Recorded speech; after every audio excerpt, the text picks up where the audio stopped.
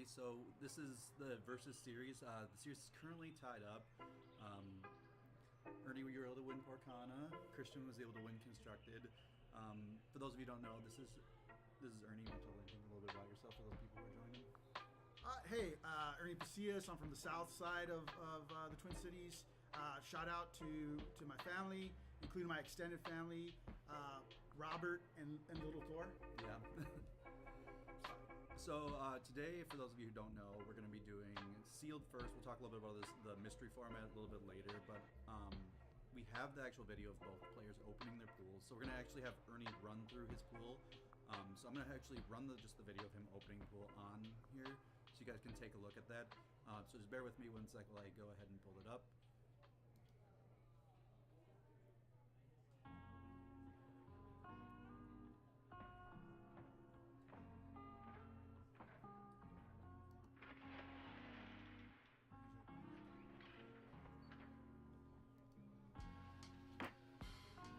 So we should be good to go. Yeah, so I'm hoping, honestly, Alex here, to open as much removal, a good curve, and then, the pesky parrot, Iago, is a bomb in this format. So I was hoping to get some of those. I did open up some pretty decent stuff. Lilo is really good in this format. Alice can also be really good. I was fortunate to actually open up 2 Alices, yeah, so that's going to be could be problematic. So if you notice the way I kind of open here, I try to spread it out by casting cost, characters on top, and then any potential actions on the bottom or items. Right. Yeah. Right, and the purpose of that, normally when you're playing in a tournament, you have a limited amount of time to get ready. So the more organized you are, the better. I know a lot of people open it up and immediately go to the rare and looking for an enchanted. I'm more focused about, hey, what's playable or not, yeah. Right? And if you get a happy surprise of an enchanted or a nice foil legendary, that's amazing. But I'm more focused on setting myself up. So there's my second Alice that I'm showing off, excited about. And then I also got a Wreck-It Ralph, which is can be very good for me. Overall, I was very happy with my pull, to be honest with you. I only had 2 removal spells. The Ambush and the Twin Fire were good. I didn't, unfortunately, open any of that pesky parrot, so I don't have any Iagos, and that's really a bomb. So I'm hoping he didn't get too many of those, because I really only have 2 answers. Got a Stitch. Stitch is actually a really good card in this format. It's a good removal spell in essence. I think I overall a pretty decent curve, kind of heavy on 3s and 4s. Right. I did get a lot of junk 1-drops. You need to play some of those so that you're not getting totally, but you don't want to overplay those because they any questions about anything you're seeing? No, so I was interested to see, like, when I usually separate my stuff out, I kind of keep a general running tally of uninkables versus inkables. You want to make sure that you're some sets, it feels like the count can get a little high. So what are you usually looking for in sealed when you look at uninkable count? I don't want more than 8, to be honest with you. Yeah. The least amount, the best. Sometimes you're forced into it because there's some really good uninkables. For sure. But overall, I don't want more than 8, because then you don't want to lose to yourself, right? Agreed, you don't want to lose to being ink locked. I just opened a longboat, which is probably the biggest bomb that I got. That can be very oppressive. I did get a good mix of evasive, so I can counter if he has any good evasive, and I did get some item removal, so that was very helpful also. Yeah. In case he has a longboat or some other good item that's in here.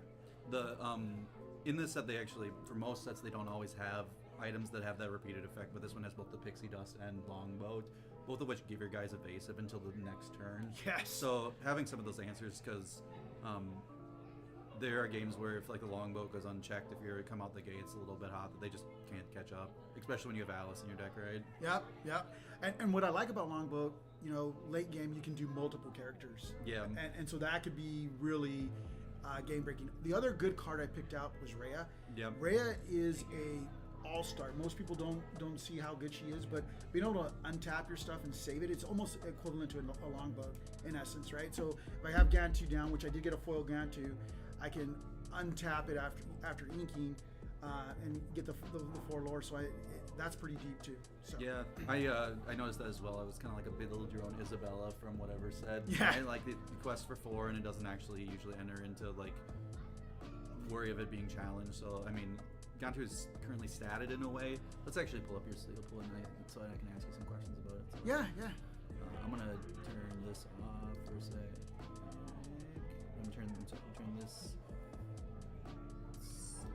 I'm gonna turn this off. Okay, so just for the people who are watching, do you have like some highlights from your pool that you think are like kind of standouts? Longboat, definitely Rhea, the 2 Alices. Lilo's going to be good because she's going to recur. And then, besides that, it's a good balance. I like to take the big bodies. So there's some people that don't quest big, but they're 4/4s, right? That's relevant in this format. My biggest concern, to be honest with you, is I only have 2 removal spells. Twin Fire could be really good, especially with Lilo. And then Ambush will be good. My concern, again, is if he has multiple Iagos, it's going to be a rough match for me, to be honest with you. Yeah, because of just how kind of the card design of sets go, there isn't a whole lot of interaction with what your opponent's doing. And so when they print cards at common, that can be problematic. It kind of can't be answered unless they have answers for them. It kind of forces you into a spot where, like, if you open your hand and it's a little uninkable heavy, you kind of have to keep one of those answers in your, like, if you open Ambush in your opening hand, you're like, well, I gotta keep it. You gotta keep it because you only have 2, and if you put him back and he plays Iago and like you don't end up having an answer, then it can wreck your plan. I mean, at that point, I have to win. Iago fortunately only quests for 1, but he pretty much takes out any one of my characters, right? And so, and recursion like that, that's card advantage that I'll eventually succumb to, right? So. Yeah, and that's the one thing about limited that I think is so different than constructed, right? Like, the cards are not very powerful, and so just the ability to build even the minor card advantage is just going to be so much more detrimental versus, like, Hiram just kind of just keeps chugging, whereas like there's just no Hirams in limited. You gotta, like, when you say Longboat's a bomb, like comparison to like Hiram, right? Like that card does, it generates, it's like multiple cards, right? Like it does a lot of effects repeatedly. So like you mentioned, Iago, just because it can come back over and over again, that is definitely a challenge. What was the darn eel from the previous set? Iago's pretty much the same thing. It's good cards. I think they should be unlimited, but you hope you open them. You hope they don't. So probably at uncommon versus common though. Common, that's kind of backbreaking, right? If he has 3 of them, I just have to hope he doesn't draw. Yep. All right. Well, everyone, we're gonna appreciate you, Ernie. Thanks for chatting with everybody. Want me to crack a pack for you? Oh, yeah. My bad. Hold on a sec. So, we want to do what would you first pick? So I'm gonna have Ernie crack a pack, tell you what's in the pack, tell you what he looks at for, and then we'll get Christian here and do a little interview before we run our sealed match. So, if this is pack 1, pick 1. I just want something that's. Do you want to mind profaning it for the camera? Yeah, sure. So we can see some cards. All right. So when you're looking through you can even like move some of the stuff that's important to the front and kind of talk about some. Well, this is a poopy pack.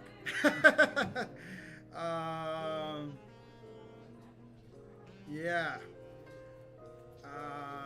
This is not a great pack, to be honest with you. It is not great, and there's also, like, any of the good cards are basically all uninkable, it looks like. Yeah, I mean, like, the things that I would consider taking on, I wouldn't be happy about opening this pack in a draft. Right. And honestly, in sealed, sealed a little different. Probably the best card is your Energy Blast. Right. But 7 in draft is tough. Yeah. And the fact that it's uninkable, it could just get stuck in your hand and feel really, really bad. I think the next one that I would probably look at is God, man, it's really either Mama Odie, because she's got a big body, again, uninkable, or Chip. Yeah. The potential support, the situational support is really good. Support is really good and limited. Right. Any quest for 2, 3, 4 is not a bad body. But the rest of this is, I'm honestly a little sad if I open this pack. Yeah. The first pick's okay.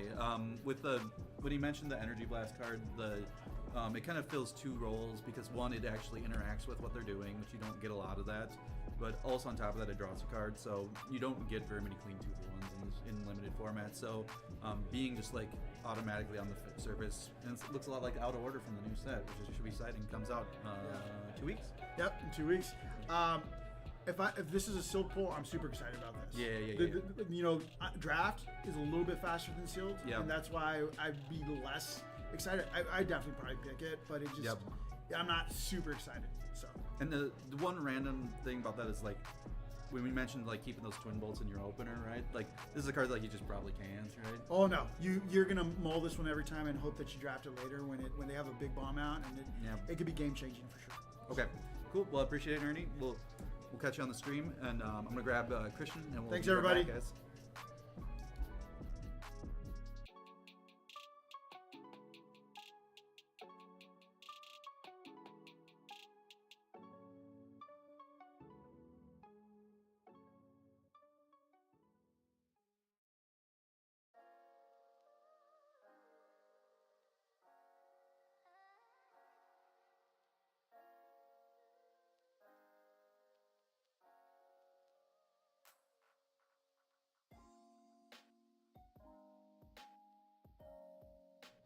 All right, everyone, we're back underway. So I have Christian. How you doing, man? I'm doing great. Happy to be here. Yeah. So, like I said, today we're doing sealed. Sealed is maybe one that you probably haven't played quite as much of, right? Not as much as constructed. I've done, I'll do like some sealed and some draft at the beginning of a format, but after like 2 weeks, I'm like, I'm done with it, for the most part. But it's a fun format, though. I enjoy it. Yeah, I think a lot of players just kind of don't have as much exposure. Going into when you see next set coming up, is there anything that you want to like shout out for anyone who's like looking to get better at sealed that you for next set? For next set, yeah. Ooh, I don't know. It's really interesting. I think there's some pretty like strong cards for limited format specifically. I think if we want my opinion as a whole on the set for constructed, I think it's a little on the iffier side for a lot of new constructed editions, but I think you're going to be able to find a lot of good cards in limited that fit well in a limited structure. And that, I think that Pascal, that Quest for 3 and as evasive is like that's a bomb.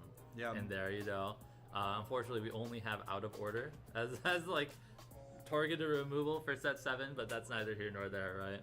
Yeah, that's I think one of the things is they start to like if they start to incorporate more limited as part of their thing, they just need to like maybe retool how they have interaction because just how they design sets because they just don't design it for limited in mind. Yeah, for sure. That's really a big thing. Okay, so we're gonna go ahead and take a peek at your opening your seal pool. Hold on, that's not you. Well, that's not me. My eyes are closed. Stop. 1 sec. Yep. My eyes, they don't open. Okay, now we got you up. You're up. You're Yeah. up. Okay, so if you want to just kind of like walk through as you're opening pools, what you're looking for, what you're like. So big thing we're looking for is like characters, like we call them beat sticks, like characters that are efficiently good stats. Even vanilla characters that got like 4 strength, 4 health, they're good in these because a lot of sealed is all about getting the most out of a single character, right? There's not a ton of card draw. There's not a lot here right now. That Mullins is great. John Silver's good. Dale is okay. The Basil's really good. Gets an evasive threat that also takes out 2 of the Tinkerbell, the fast flyer, the 1/3 because it's a 3/2.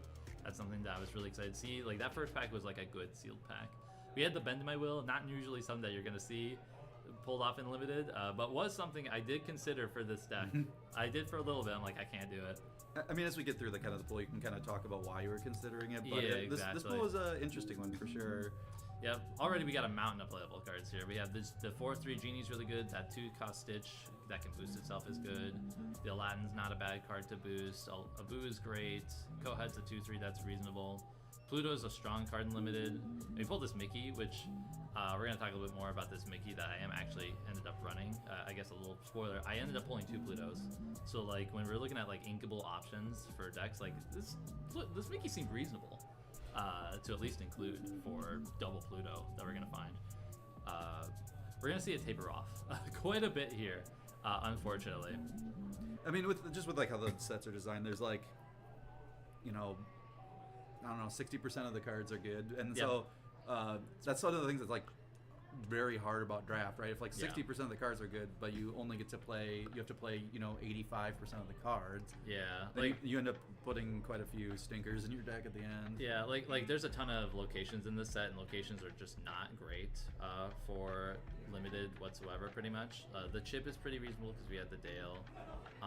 Longbow is a fantastic card here, and I did have to point out in this pack, and I think the last pack, I think that was a Pleakley there. We pulled 2 Pleakleys, which is what made me kind of consider this bend my will strategy, because I ended up getting like a fair chunk of ramp cards to where like if I like open with like 2 ramp cards and this bend to my will, there's like a reasonable point where I could potentially bend to my will on turn like 5 my opponent going first, which it could be a strong play, but also like it's like very high roll, right? But it's an interesting idea though, at least. Yeah, no, the double Pleakley definitely makes it like a little bit more interesting for sure, and also it kind of can actually turn on some of your characters that you like were And forced to Sail play. right here. Yeah. Yeah, so Twin Fire's good. You need removal. Yeah. There's not a lot of removal like we talked about in this, so Twin Fire and any type of removal is like really important. And the 4/2 Yago's good, and that's a nice little heater right there. So that's I was very excited because after this pack and the last pack I was getting a little down on it, but this card is it's a good bomb to say the least. Especially pairing with the Sail and the Twin Fire. I'm clapping. My daughter picked this pack out for me at Target, so I was very excited. This is a Wendy pack specifically. Yeah, Target did you good on that one, right? That's right. That's a good value.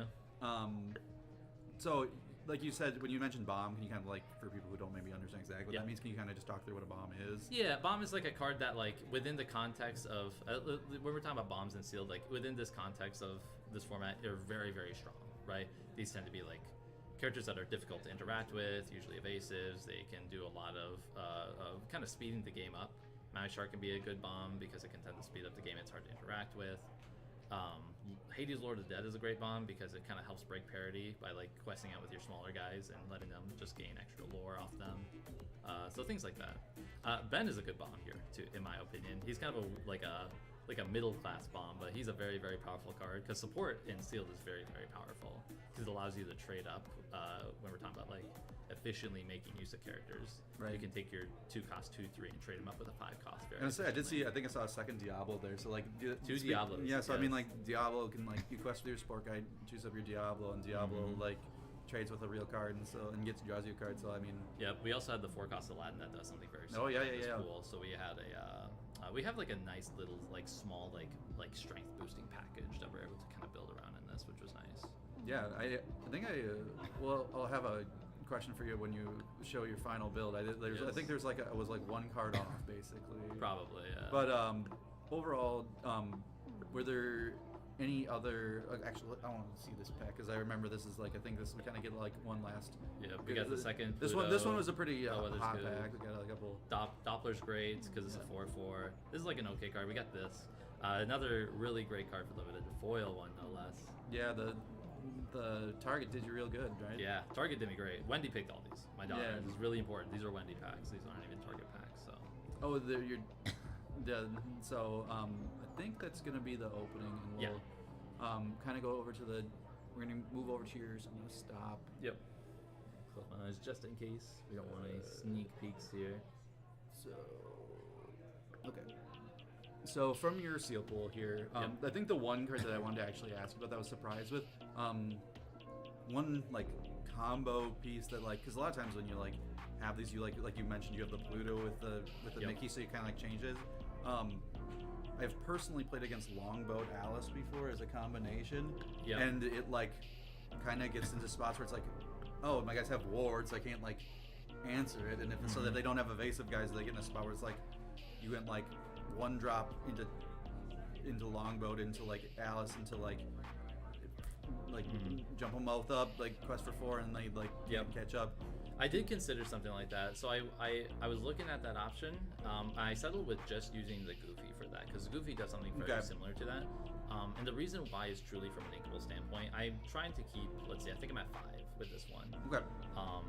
With this list secretly has like a couple like dead draws, especially in this, that like the less time I have to spend inking my better cards, I want to do that. Like this, like Pleakley is a really good example. Like he's a good ink, but like you kind of got to treat him like a Manamint Fox because effect isn't mandatory. So there was a lot of times when I was playing when I had like 6, 7 uninkables in this originally that I felt that very much so. Because we're also kind of like hard mulliganing for our best cards here. Like we want this Calhoun, we want to find the Maui Shark, the Ben, the Mullins. We want to find that. And every chance, like if we have a good curve of solid characters, every unequal we draw means we have to lose one of these better static characters. And Alice is better once you have the longboat, and I'd rather have my 3-cost unequal slot be something that isn't required, like isn't gonna be like required to have like an unequal combo piece with it. I will say though, I also consider, because I do have the 2 Plutos, and Alice into Pluto giving a ward is also very strong. It, you know, it gets around Twin Fire, making magic, which we have a copy of, and any other like ways to deal a singular damage to Pluto. Losing his 5/5 status is also very, very strong. So yeah, so that was the only reason. For sure. Like you'd mentioned, it sounds like you mentioned your unequal quantity is pretty low, like 5. Yeah. But there are cards in your deck like Maui Half Shark, you know, Pleakley, some of these other, like, just because there's like a lot of your like best cards are inkable. Yeah. So they're kind of pseudo uninkable. They're right? really not inkable. They're popsicles in the blue-red deck, right? Like you don't want to ink them, but like they can. But yeah, I could ink a Maui Shark, but I never want to, right? I could ink this my 1 Mullins or my 1 Ben or my 1 Dr. Doppler. One thing that I was noticing when I was testing is like my curve of cards that had like 4 strength and above is a little lower than I was hoping to have when the sealed pool. I have a good chunk, but I think the 4 strength is such a strong breakpoint in this that I wanted to minimize having to lose them as much as possible. You know, whenever we're talking about cards that like can effectively interact with board states through challenging, you know, Shark, Mullins, Abu, the 2 Plutos, Doppler, and Ben. That's only 7 characters, right? And every time I ink one, it's just such a large like loss of my deck, you know. So that's the reason why specifically. Yeah, the stat lines are really important. So, all right, so I'm gonna have Christian open it back. One last thing, as we get to like spots, I want you to keep like an eye open for like how the gameplay is so much more different than constructed. Yeah, like very different. There's like so many more spots where questing is wrong than it is in constructed. So you see a lot of stalemates. Yeah, you do see a lot of stalemates because I mean it's just like there's a lot of one questers. There's not a lot of ways to like if they play a character that can challenge one of your characters, you can't brawl it a lot of time before it can challenge again. Yeah. So it is just going to be really interesting to watch. Okay, I'm going to take us off your seal pool. Let's go ahead and put us up. Seal pool off. I got a pack for you, Crack. So Crack, just towards the camera. Absolutely. Show me what your first pick and tell us to give us a little info about like what you're looking at in the pack. For first pick or draft. just like You're for drafting. You're drafting. Tell about like what is your first pick and tell about like kind of what you're looking at. All right. So right away I'm gonna get camera right there. Okay. So we got a White Rose. It's not a bad pull here. Fred's like fine. This might be like a good consideration. Just a good evasive threat. When we're talking, you know, sunglasses is tough. This card's pretty good too. Captain Donald, Dale. I'm gonna set that aside here. We got a Captain Hook. What legendary we get? Oh, we got a foil gold coin. Okay, so I set aside 4 cards that I think are like reasonable here. We got this Captain Hook here. I do like this card because it does draw cards, and it's like one of those like characters that's easy to just like, I'm just gonna quest into your board, and you know if you kill it, I'm just gonna draw a card off of it, right? It replaces itself in a format that resources are so important. I don't think I would still draft this first pick, mainly because we got, actually I didn't mean to put this Dale in here. We got these 2 cards. The Markowski is a really strong card because it's hard to interact with. It challenges Tinkerbells, the 1/3 flyer, which is a common, which is a really powerful card in Set 6 Limited. It's easy to just like have a Tinkerbell slam on 3 and you just can never touch it. It just happens, and you don't want to be like, you know, out of answers for that. And then I like this Scar too. I think Rush character is like a pretty strong character in Limited that has like at least 3 attack. You know, I would say at least this has Challenger 7. I would say a little overkill for most of the format and is uninkable. So if I were picking first one, I'd probably pick Markowski. It's just a very safe pick. It's conservative. It's a good threat. It can answer certain evasive threats as well. It's very flexible. it's inkable. So this is my first pick. But if this was gone, this would be my second pick. Yeah, I like those as the first and second pick. I also think that like you run into spots where you end up getting uninkable counts that are pretty heavy. So Yeah. I have a tendency to take inkable cards a little bit more aggressively, and I do think that like as you saw him kind of put them to the front, the characters that have abilities like evasive, have rush, have support. Those cards all kind of shine in limited formats. They're all they kind of do something that allows you to like interact in a way that's favorable for you in a game of limited. Yep. Where just interaction's just not very prevalent, right? Cool. Okay, well let's get them down there. We're gonna be right back. We're gonna get them set up, play some sealed, and you're gonna be on the play today, aren't you? I am on the play today. All right, Hedge my bets. Thanks, man. Thank you.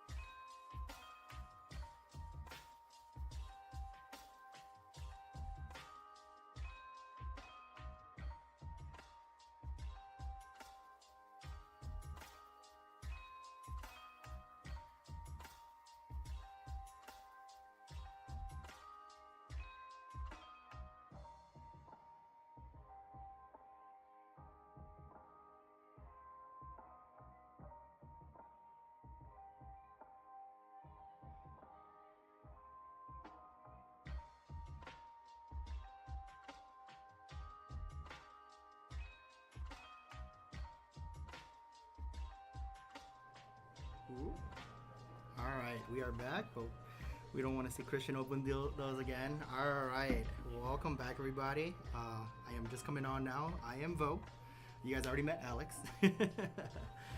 So going over those decks with them, they look kind of spicy. They got some good pulls in there. We got the Maui Shark that Christian pulled. Not too many actions, but I did see they both have a longboat. Yeah, that's probably going to be very key in this matchup. I think it's gonna be interesting when they have games like because the format had Pixie Dust and Longboat, and neither of them had like dubs of anything. We're gonna see probably at least one game where one person has it and one person doesn't, and they just get blown out or something. And it just runs away with it. Yep. And then you also like in Ernie's deck, he had a lot of kind of big like Gantu and stuff that like kind of quest for a lot. And I think that Gantu Just because a lot of the interaction does 2 damage, like Hot Potato and the Twin Jut. I think the Gantu with Longboat or Gantu with Ray is going to just, like, you're going to see a game where that gets to quest for 16 or whatever. Oh, yeah. But it's going to be good. They're just getting their mulligans and stuff done. But in the meantime, we are streaming from the Fox Den here in Minnesota. And I just wanted to shout them out really quick. They are really awesome for letting us use this room. This room is really awesome. They got a cool background right behind us. We got a cool background here. And just wanted to let you guys know, they do their weekly locals twice, every Wednesday and Saturday. And actually, they have their Saturday group going right now. There's a good group of them going. Saturdays, they start at noon. Every Wednesday, they start at 7 p.m. For everybody that gets off work a little late. 7 p.m. should be able to make that in time. But come check out the Fox Den. It's one of the newer LGSs. I think they just opened up a couple years February of last year. February of last year. But they're an awesome store, and they're letting us use their space. So they definitely support their community, so we should in turn support them too. So definitely come out. And with that, let's move on over and see where they are at. So yeah. All right. I'll let them know here that they can get started. Looks like they already got their mulligans and everything done.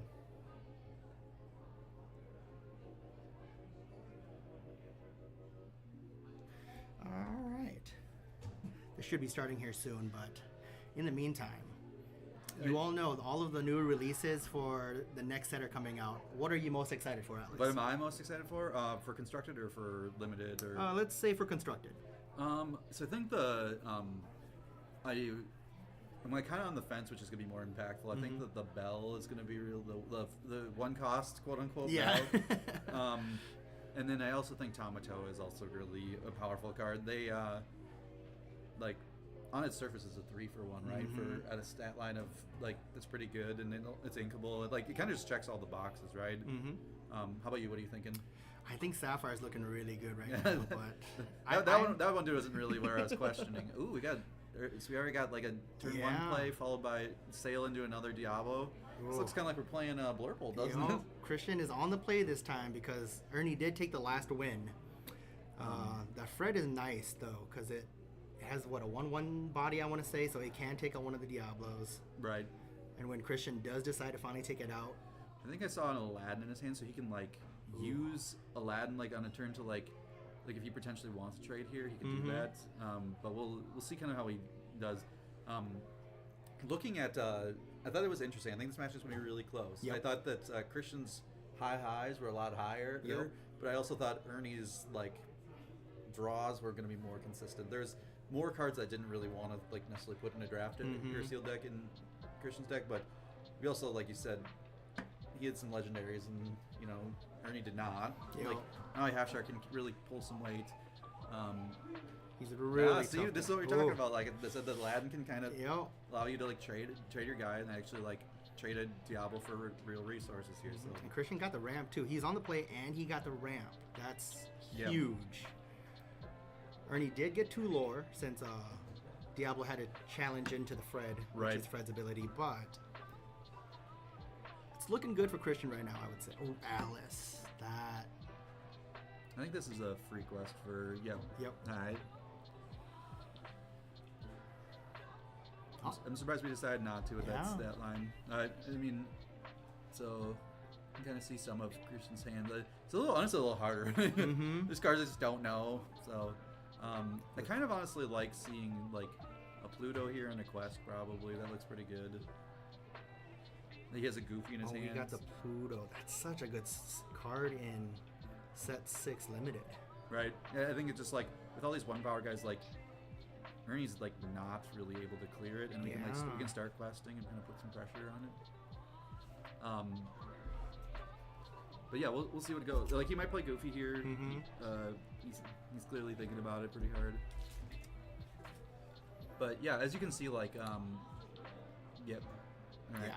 So then we can go up to 3. Also, the Pluto being in play does like pressure this Alice. Like he kind of wants to play a character with big stats. Yep. And as you start to play some of these limit games, you're gonna see that like in the interview we talked about this idea of like these stalemates that happen. Mm-hmm. Your 1/4 characters really can't quest because if they have like 4/4s and stuff, they get you don't get a lot of resources out of your guy. Like 1 damage is not worth the 1 or 2 quests you might get. So we're inking a Mullins here. He's probably playing this a 4/4. Yeah, okay. All right, which card is that? It's a 4/4 That's a quest. Chief Bogo, right? Yeah, That's yeah. a new Chief Bogo. Yeah. Yep. He synergizes with Gazelle, I want to say. It is actually like not so bad here because if we if Pluto is exerted, you can actually put the Alice into it and then run the 4/4 and deplete it up, and that's doesn't look so bad on this board. So, like we had just mentioned, some of these bigger guys are actually going to be really good. Just they're going to get to be spots where my 1/4 can't quest. And the Stitch is kind of nice because I believe you spend ink, and you can spend as many ink as you have to increase his attack by 1. Yep. So next turn he could make that Stitch big enough to just take out that Alright, well. Pluto. Oh, that's another Pluto. Oh.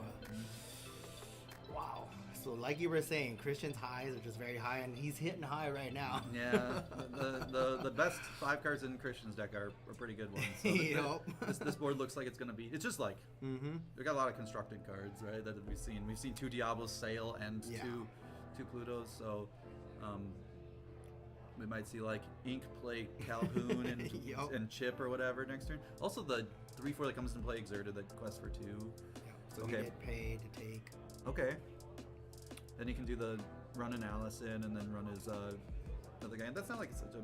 Oh, he wanted to save his Alice, I suppose. I kind of like the The other way around. The other way around because we're on the back behind, foot. yeah. Yeah, we want to keep our bigger characters. So I kind of, and also now that we get to play this Goofy into a pretty like unassuming board, right? I think that I would have probably kept the character with just a stat line, right? Like, you are not when scores 2 to 6. When you're challenging, it is important to make sure that you're just using your characters in that way. Agreed. So, He's in a tough spot. you looked at Ernie's list, right? I did. Did you have any cards that you thought stood out that you're like, man, this card looks was really good? It was really just the Alice's. He has 2 Alices in his deck, so if he Oh, Boo here is pretty good. say Alice or Ernie loses here, once he's on the play, that the double Yeah, Alice and is so like look at this board. So you saw him play a 4/4 rush character and like take out this Alice. That was just like the 4/4 instead of this Alice, right? Yep. It's like this game looks very different. I don't know what he played there. It's a 2 quester. I think it's the 3/6 rush or the 3/6 challenger guy.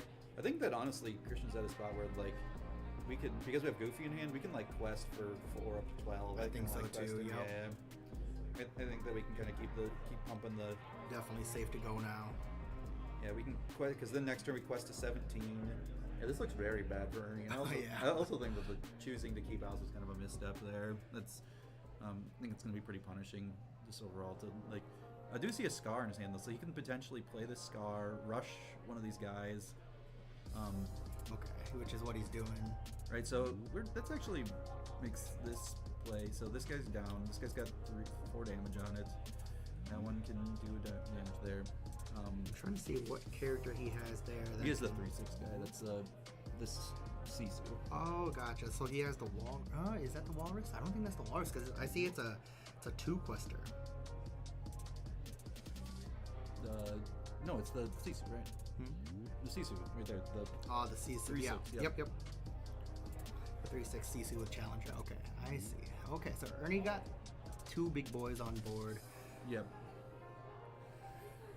And luckily this Goofy does not have evasive. I do not know what that coin does. The coin, let's see what the coin does. Is it ready up one of your characters? Banish this item, ready chosen character of yours. Ooh, that is. that's a pretty good one for. That's spicy. That puts a lot of pressure on Ernie to like. Yeah, Ernie's not. It's pretty. Oh, it's gone too. I mean, we're still like. Yeah, I think we can like. Christian's hand as a as a 3/4 2 quester, which Which is enough to just end the game after Goofy. yeah, but it quests. comes into play exerted. He also actually has this one. So he quests, gives his other character ward. I think that's it. Yeah. I think that's you can't. Being on the play is pretty good sometimes. Ooh, Christian really drew very well this Yeah, game. yeah. That's what I was saying. Is the high roll looks pretty good, right? Mm-hmm. Didn't even need the shark. I would say that at this point Ernie's on no outs. I don't think I don't think so either. He has a couple removal spells. Well, in, this like, other character, the unexecuted character, has like wards. So. Yep. Um, He has the Twin Fire and Ambush, but with Ward on that gadget, it's there's no way. So yeah, we're gonna see a game 2 here. I think the one thing that was like, I think that keeping the Alice was like pretty costly, right? Yep. All right, we're going to game 2. Did you see anything from that game that you were interested in? I thought Christian played the game very well. I like how he played it. I think he was able to. The coin really did. He did some work that game, right?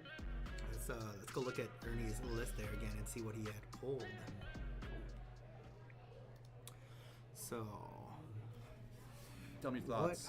what would he have wanted? So, on that one turn where he kept the Alex, I agree that would have saved a little bit because his rush character came in and would have been a 1-for-1 trade there. I think that this twin shot with 2 Plutos in play, Yep. probably is pretty important card in that spot. And that's probably what he's mulliganing for, is that Twin Fire and potentially that Ambush too. Right. Just straight up removal, because that's really important in limited, because removal is so limited in limited. I was trying to find a better word for it, but it's literally just limited. I mean, the Scar was like a pseudo answer to that game, but yeah, it was. The gold coin really was like 3 extra lore, which is really big, and then we were able to just gain 3 lore 3 times, Yep. right? And that was it. The Plutos pumped the brakes for him, and yeah, usually games don't go quite that fast, but that game sure didn't go pretty quick. That's true. So we got Christian's list here. Oh no, that's not the one. Yeah, the Christian one more. Oh. Right here. Yep. So Christian's is up, This is Ernie's. and Ernie's we just got Yep. oh, Yeah. there we go. Yep. So I want to check just to make sure they haven't already started without us. Looks like they're just about to start. So let's stay on here and we'll go back and look at it afterwards. Yeah. From the first game, I mean, we saw some of Ernie's cards. Like, they weren't like I just saw Christian Mulligan 4. That's like Or 3, but yeah. 3. Well, then if it's 3, then it's like pretty good for him. Yeah. That means his deck's got a lot of really good cards, and I think that's in Christian's spot when you have Calhoun, when you have Maui Half Shark, and he mentioned he only had 5 uninkables. I don't know if you heard that. He can fairly aggressively mulligan to try and draw those really good cards. And the uninkables that he wants, he really wants them too. Like that Calhoun's gonna be in. You're always keeping that Calhoun. Yeah. Little friendly shuffle. Locally, we call that the Ernie special. Is that So Christian's doing the Ernie special. good? It's good for sure. If you play big tournaments, that's good practice to shuffle your opponent's It deck. is. So sometimes it's just important to get in the habit of doing things. Yeah, when I go out to the big DLCs, I also shuffle my opponent's deck, but locally and it might be a bad habit, locally I don't normally shuffle my opponent's deck. There's a little bit more trust in our little locals, but okay, so Ernie did not have a turn 1 play. Christian opens up with a 1 drop. Michael, I think is the card. Michael Darling. 2/2. 1 Quester. This probably means that he's likely to have a Pleakley in his hand. Okay, well, we didn't have any plays as well. Okay. So whether he's sailing or playing another, I think sail is probably where we want to be. Oh, he drew one of his Plutos. Oh man, Christian's. Pluto is definitely cooking up a storm. Also, Christian's deck has because he has those extra Pleakleys, his deck is just like kind of 1 drop heavy, right? Yeah. So you get to see him kind of come out the gates. We saw him play like Sail Diablo into Pluto. It was, and then I just did see a Pleakley in there when we were looking. This is kind of a slow start for Ernie, so we'll see what That little spot is definitely Just catching that some one glare. spot. We might have to fix that up just a little bit. We got a purple card that's a 3-drop.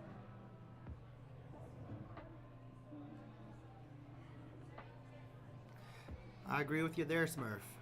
I mean, we don't like cheaters anywhere, but if you're gonna cheat at your locals, I think you definitely got bigger issues.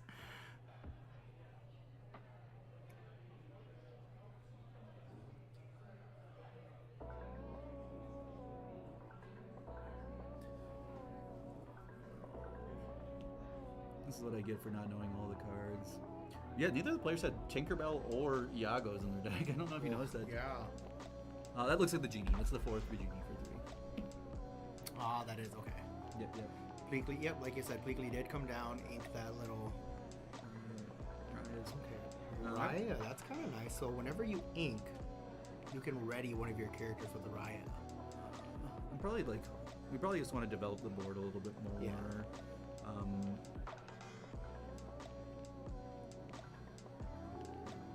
I probably would play. Looks like there's a 4/4 for 4 in his hand that I probably would play in Quest.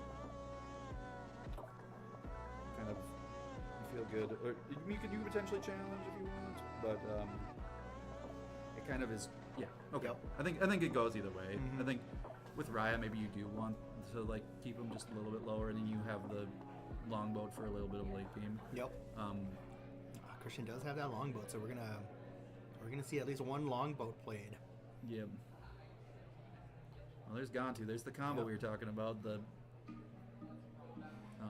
It's gonna be a yeah. a tough one for Christian's. I think you can probably play Diablo Pluto this turn though. Yep. And then we can see how.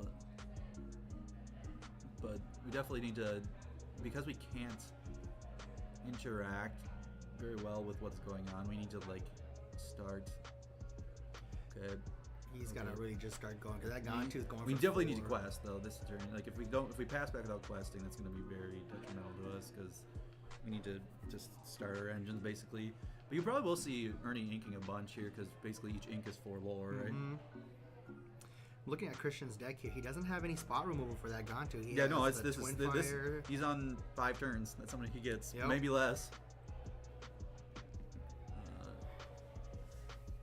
4. Okay, Got the little rush. the 5/2 rush. Yep. So, okay, Basil's a 3/2 evasive.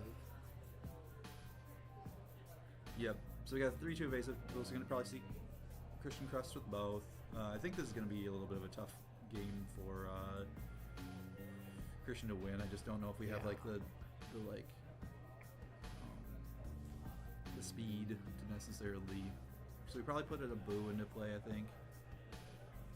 Okay, Oh, that Pluto? works too. Pluto and Longboat's fine. Okay. So Christian's. I wonder if Christian's thinking at this point that he could potentially race. I don't think that's the right call to race.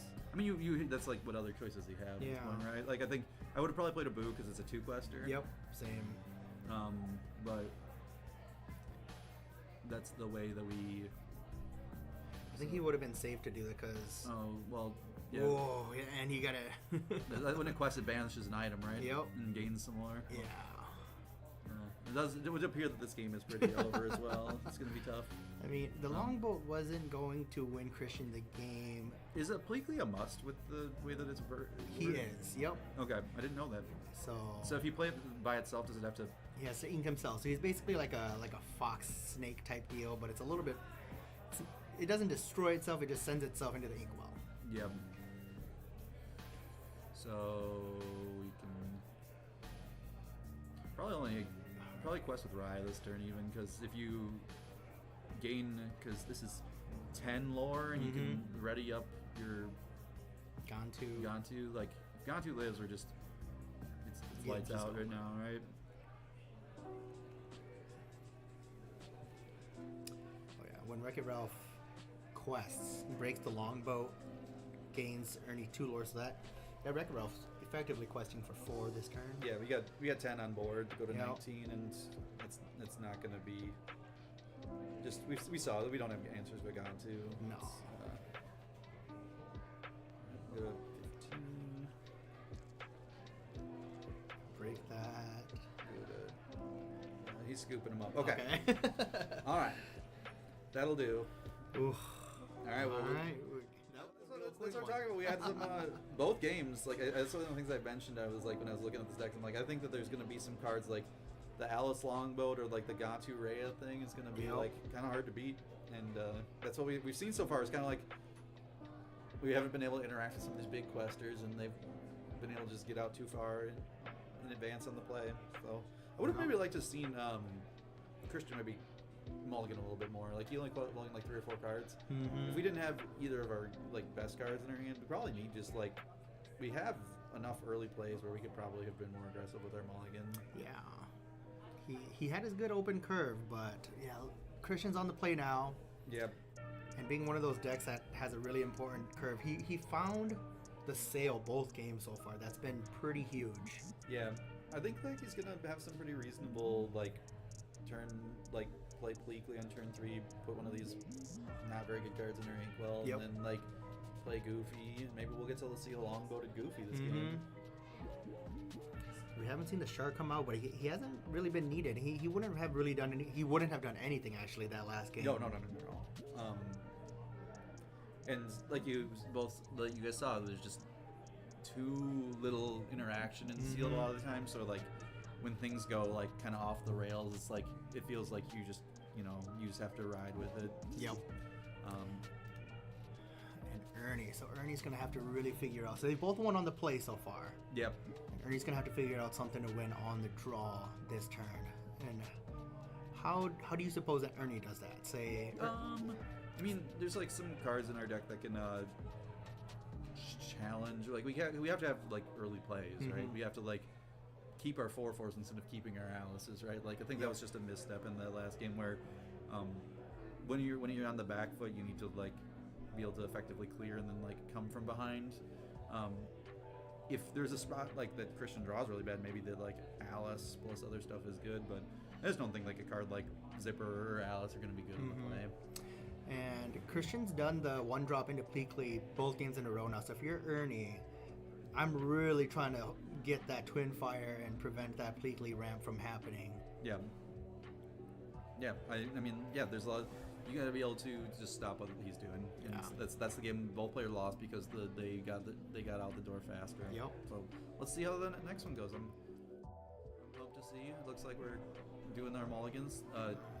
Christian's doing 6. Doing a much bigger mulligan this time. Must have heard you. I did see a Pleakley in hand there. Yep. We got some plays to make early. So yeah, I'm interested. Yeah, I'd like to see a Maui Shark. Ooh. Maui Shark would be sweet.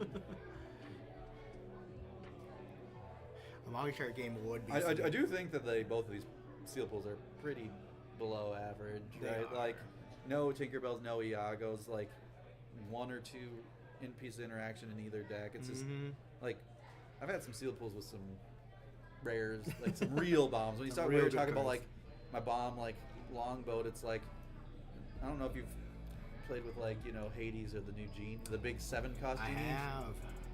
It's so good.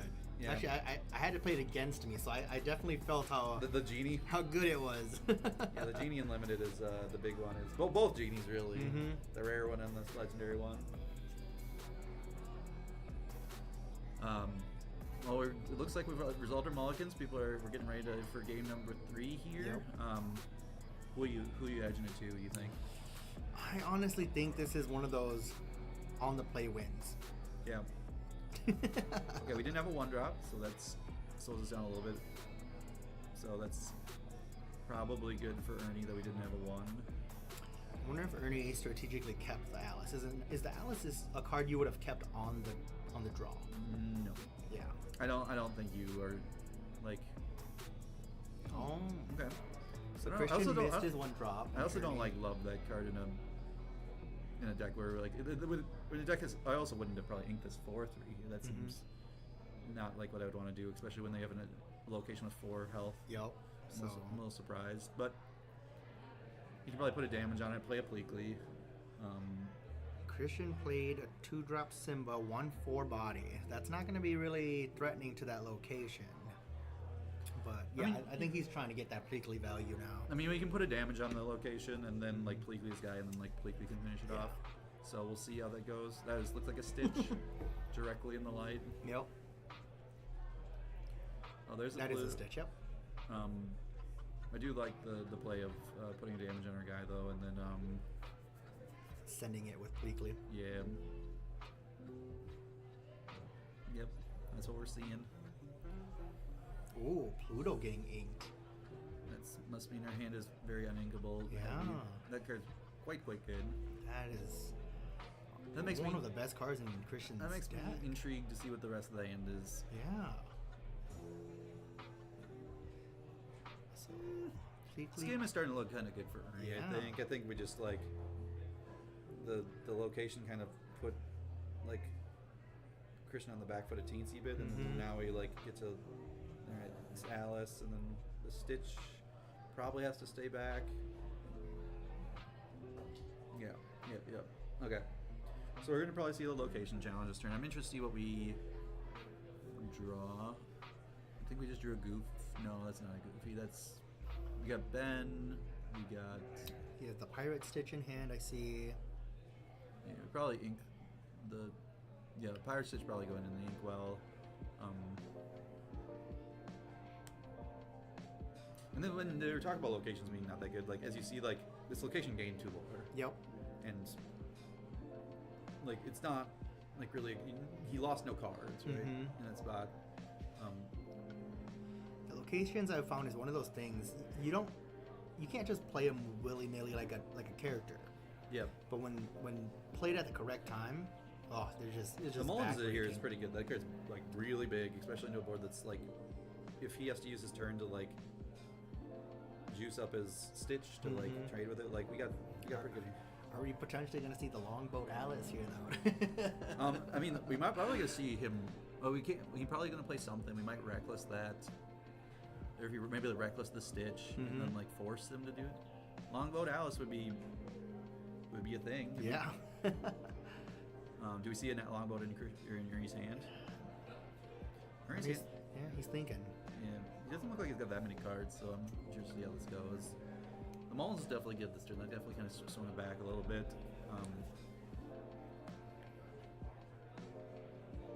Games haven't been won by rares, it doesn't seem like. No, not at all. I guess the Gantu and the Rayo did kind of win the game. That those are rares, but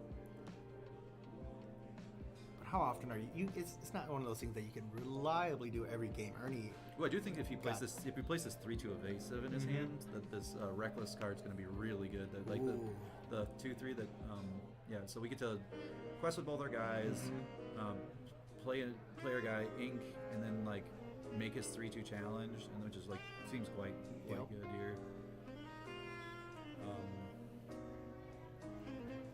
Okay. I think Ernie's hoping for him to challenge so he can buff up that Stitch and take that Pirate. I mean, if he has to spend his turn doing that, though, then like that's okay. And then the 3/4 has to run into the 3/4. Yep. Yeah, I'm pretty okay with that. But Ernie's sitting at what, 4 ink? So we definitely did that in the wrong order. If we're gonna, I would have liked to have seen us play the turn before. the 2/3 that like gives one of their guys reckless and give his 3/2 reckless and forces a challenge. Is there a shiftable Basil in that hand? I don't know if I saw it. Is there even a shift Basil in this Did we set? just pass? Okay. I think we should have quested with Pleakley. Yeah. I think that was a Yeah, I think that pretty you safe. this is the board stalls that we're talking about, but like I kind of lean towards Ernie's deck if we're just passing. Like Ernie's deck has like overall better card quality and being on the draw. Yep. It just like allows him to kind of take. Oh, he has ambush in hand, so he can just exert somebody, probably deal the damage out. Probably exerts it and kills the Basil with his 3/2 evasive. Oh. Oh, okay. Yeah. I thought he hit the Pleakley since he laid it on the Pleakley. I was like, oh, that's a choice, Ernie. Yeah. Okay, so we'll see what he does in this turn. We got another ink. I do like questing. I think I saw that Scar Rush in Ernie's hand, so That's it's a really good card to be holding on to. yeah. But I mean, if we would have done that last turn, right, Mhm. the play that I mentioned, then that would not have been on the table. Yeah. And now we don't have an answer for the And you would have given the 3/2 there, the reckless, yeah. Well, I think ambush. When he plays ambush, then it turns off. Yeah, I guess it's Yeah. true. so it would have kind of been the same. Yeah, that's true. I guess he did ambush with this guy, so it wouldn't Mhm. have been forced to challenge. Yeah, this is a tight game. This is more of a little bit more interesting game. Yeah. Right? The other ones were just one person like full throttle the whole time until the game ended. Christian nut draw into Ernie nut draw. This one's real interesting. And the really interesting thing for me was that Christian inked that Pluto. Pluto is Yeah, I don't know. I don't think I would have done that. Yeah, we'll have to see. Also, it's like he didn't have a lot of two questers. He wasn't Yeah. going that fast.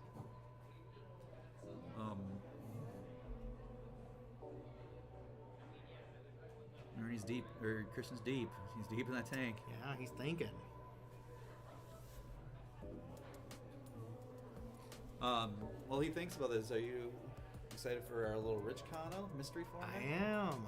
When you first told me about that, I was like, I'd never even thought about that before. That's really interesting. And I'm looking at it, and I was kind of not really cooking myself, but just half cooking for myself the other day. Yeah. So there's so many good cards in common and uncommon that kind of makes these constructed decks that you just cannot play in Rich Kana. Okay. Like, so now we're doing the plays. Now we can. Yep. But if he plays the big Scar, he can't actually. It is still like a spot where, like, let's say, so he plays Scar into Pleakley. Mm-hmm. He can't clear both guys. Well, he could buff up. Yeah, I guess he couldn't buff up the He- Stitch and play the Scar. Yeah.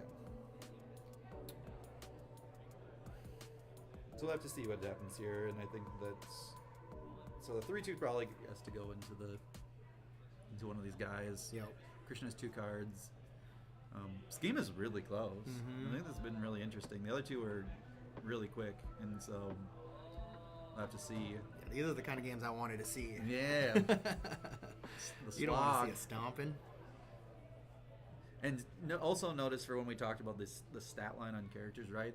Like when you have these 3/4s and 6/4s and 4/7s and 3/7, like they can quest relatively freely on some of these yeah. boards. Whereas like 1/4s are just look quite bad. Okay. Yeah, so he did buff up the Stitch to take out the Star So he Key. probably can run both guys into Pleakley.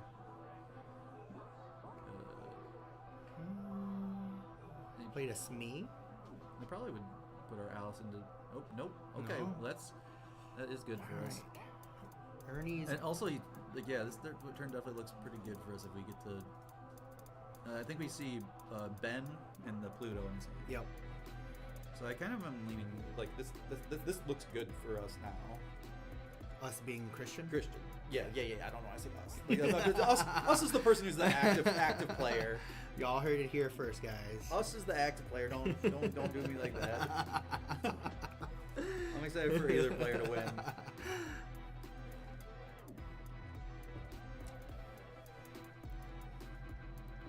Ernie did start the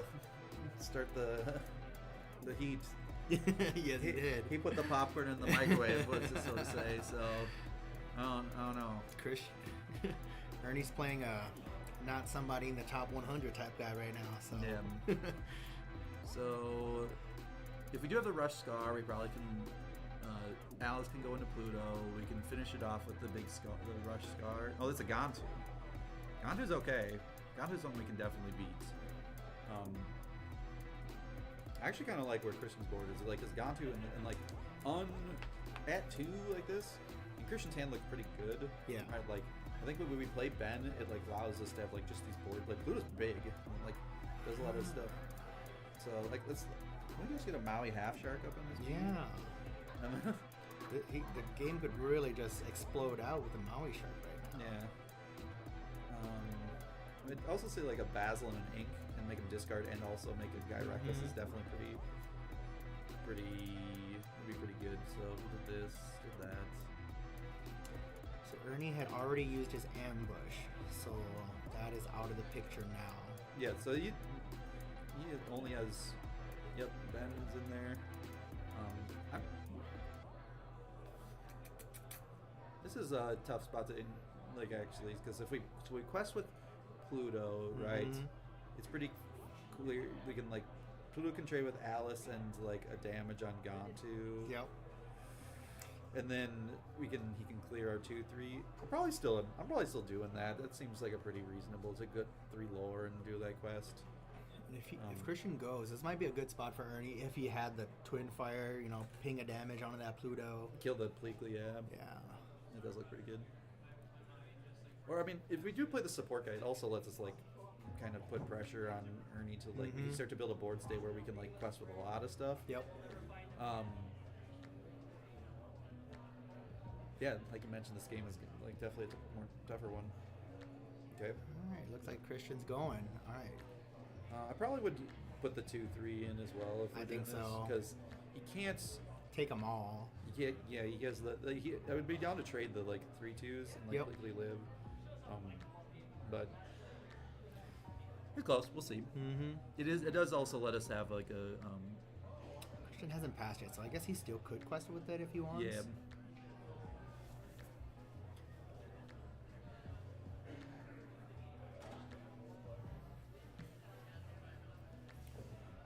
Man. Got some hard thinking. This is one of these grinders over here. And we're getting to the point in Limited where a mistake could just end the game. Yeah, I think game 1 where Ernie chose to keep Alice was not it didn't. Okay, so we ink and we pass. I'm not sure how I feel. I think that kind of I think we, generally speaking, in limited games, you want to get to 6 and that's it, right? And I think that this Gontu is probably going to challenge anyways a lot of times. So, because he can go. Oh, there's a scar. All right. So I probably kind of put Alice into the Pluto. Gontu finishes off Pluto. Okay, or that one. Okay. I guess that's probably better than the Alice is probably better than that one. No. Wait, no, he's wrong order, Ernie. All right, pause. I'm gonna.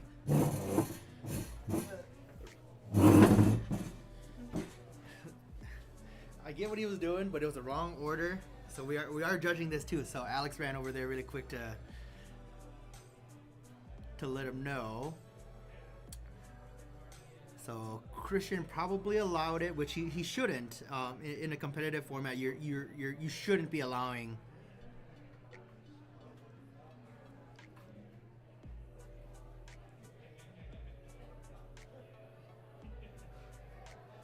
Looks like they're talking it through a little bit here, but Alex is gonna go over there and make that judge call. Yeah, Christian knew what Ernie meant to do, but even if you know what your opponent's meaning to do, you got to play it out as they called it. Okay, we're back. We should be good. Christian allowing it because he kind of knew what. Yeah. No, it sounds like it would have worked out the same way. Yeah. So, I actually think that this is pretty reasonable because we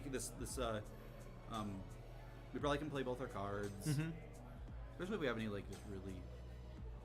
I'm probably not about inking it anymore. I understand what we're trying to do, but yeah, we do not need to Is that an Abu in his hand that I see? I think Abu in his hand would be so good here because then we can clear Alice really cleanly.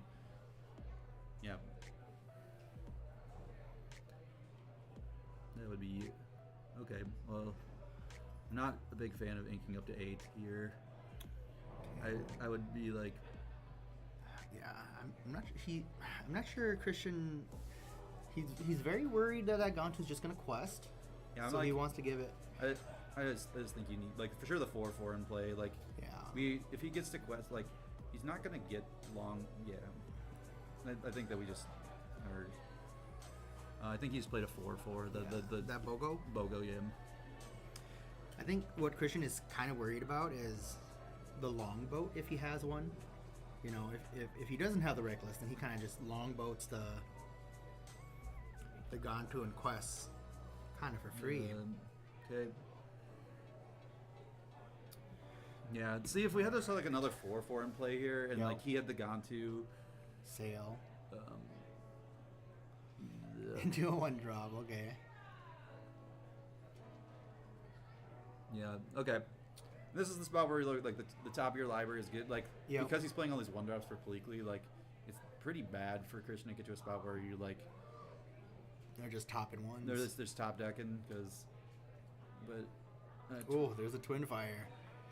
And he Discarded discarded the Lilo. Lilo. That's a good card to discard. Alright, let's see a Maui Half Shark or something. I'd like to see a quest here. Mhm. Honestly, I'd like to see a quest. It forces him to challenge. Yeah, I'd like to see the quest there. 4 cost to play our 3/3 ward. Yeah, I would have definitely Ooh. liked to see a quest there. He didn't. I definitely want to put. I'd probably put. How much damage is on our guy? Is it 3/3, right? Yep. Probably challenge. For the Mickey, or I think the Mickey's a 1/3. Is Mickey the 1/3? Mickey's a 2/3. It's a 2/3. Oh, he's a 2/3, so he can take the Lilo, slow down Ernie a little bit. I don't know if we can do that though, unfortunately. I think we have to just like wait and then quest for 5 up to 16 and like push like a spot where he like, needs to challenge it. Yeah. I think challenging here would be a mistake because if we can like, it just like he's got too many clean things. I think we just have to like find the spot to like jump over the finish line Yeah. first. So yeah, I like that. I like that a lot from Christian. And I think that the next turn, we drew a Mullins. That's pretty big. Ooh. I think Stitch can quest up to 7. I probably am questing with Wreck-It Ralph too. I think that this is about where we kind of need to like pressure Ernie to like, or Christian. I think passing here is not where we want to go because like, if he just like draws a 2-quester and we like he quests with everything, we don't have like necessarily. Oh, he did not quest with the Wreck-It Ralph. Yeah. Ooh. It's like imagine we draw Goofy here or something or Yeah. Longboat. Mm-hmm. Longboat would be even with the Wreck-It Ralph in play. If we Longboat and like just give all our guys evasive and just Yeah. quest with everybody up to 16, that's like it. That's probably That's game it, over. Yeah. Because Wreck-It Ralph goes 4 up to 11, 13, 14, 15, 16. Yeah, I think we kind of just should. We're ahead enough where we should start like pressuring Christian in spot. Yeah, I would have probably crashed with Wreck-It Ralph this last turn. I think so too. Because if like he's trading off 2 things for it, right? Then Mhm. like that's a game we win almost certainly. Because Ernie should see like Christian, what Christian wants to do. You know, is okay. I think if we're doing stuff like that, I don't like doing that. I feel like we. Ernie kind of gets it back for free next Yeah. turn. I Plenty of game. think Christian is maybe misevaluating where. I don't know what we drew for turn. But, He didn't play it, so Alice. Oh, So I think 1, 2, 3, 4, 5, 6, 7. Okay. okay. So Chip probably gonna challenge Mullins. We probably are forced to quest or something. We drew Thievery, I think. Okay. Yeah, this is one of the problems with playing. I would have probably held this Thievery when we have Maui Half Shark in our deck. Mhm. And I think that's why he probably kept it. Yeah, but I mean, this turn I would probably Yeah. do it. Like, he's not going to beat us this turn. Yep. I definitely don't. I think that this is a thing of like challenging here. Like, we need to not challenge, right? Like, we're not.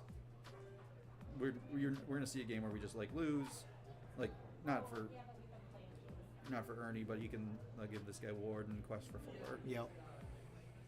And well, and this game is pretty much Alright. locked up and loaded because What are Christian's outs? Does he have? He already played the Abu. he just I think he's on 0. I mean, he has to draw the twin shot and kill the Lilo, and then Yeah. he's gonna just lose like the next turn.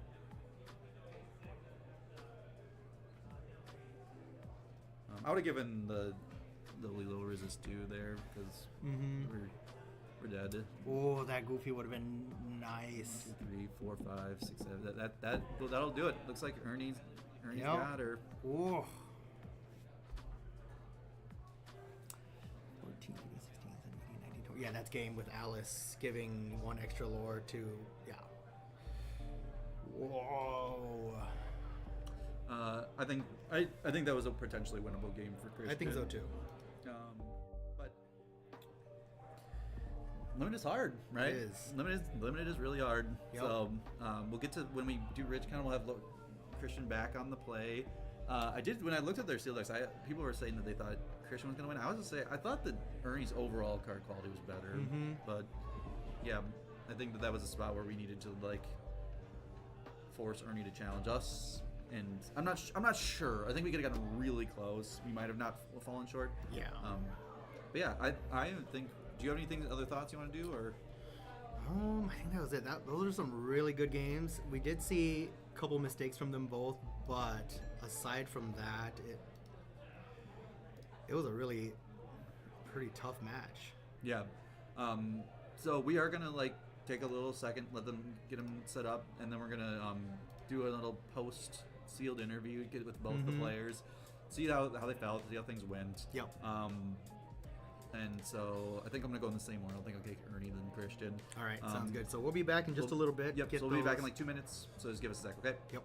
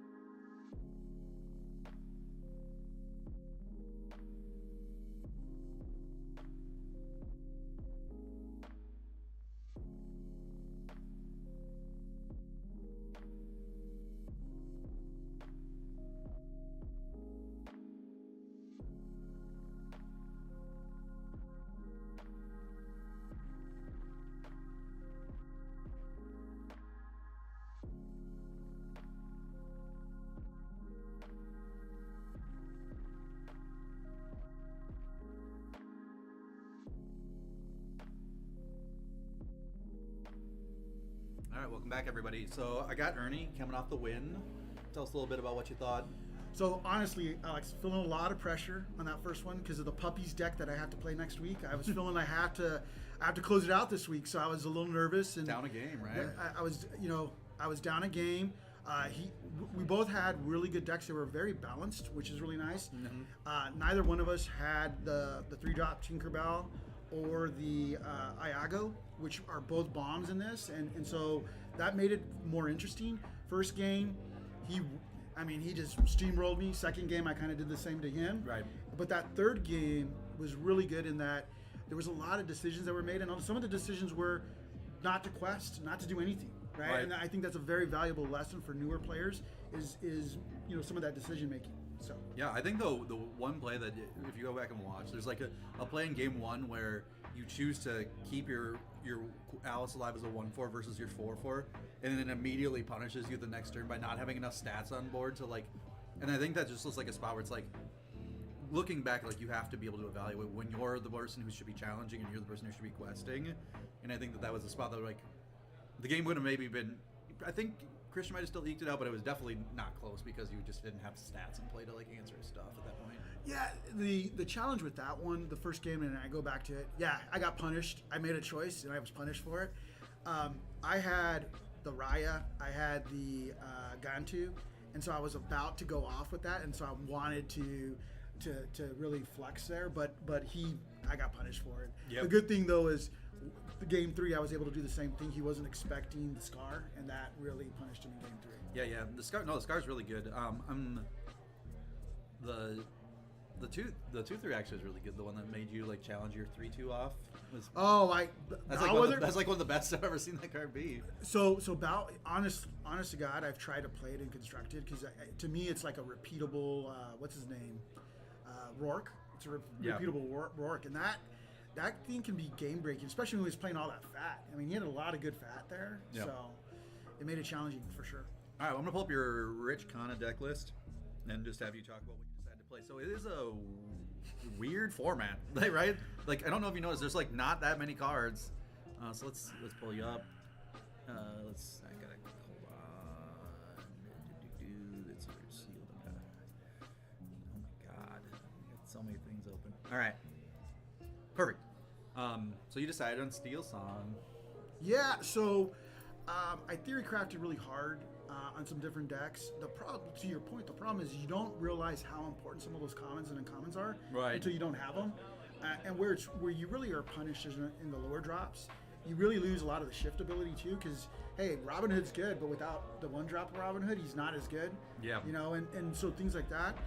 So I theory crafted really hard. I kind of settled on 2 potential decks, and I'll post these later. But the Still Song deck was one in honor of my daughter. My daughter's a Still Song player, and then the other one was I looked at Red Fossa real hard. Yeah. And the Red Fossa was in honor of my adopted son, Robert. He loves that deck like nothing before. So I wanted to try it, and they were both really good.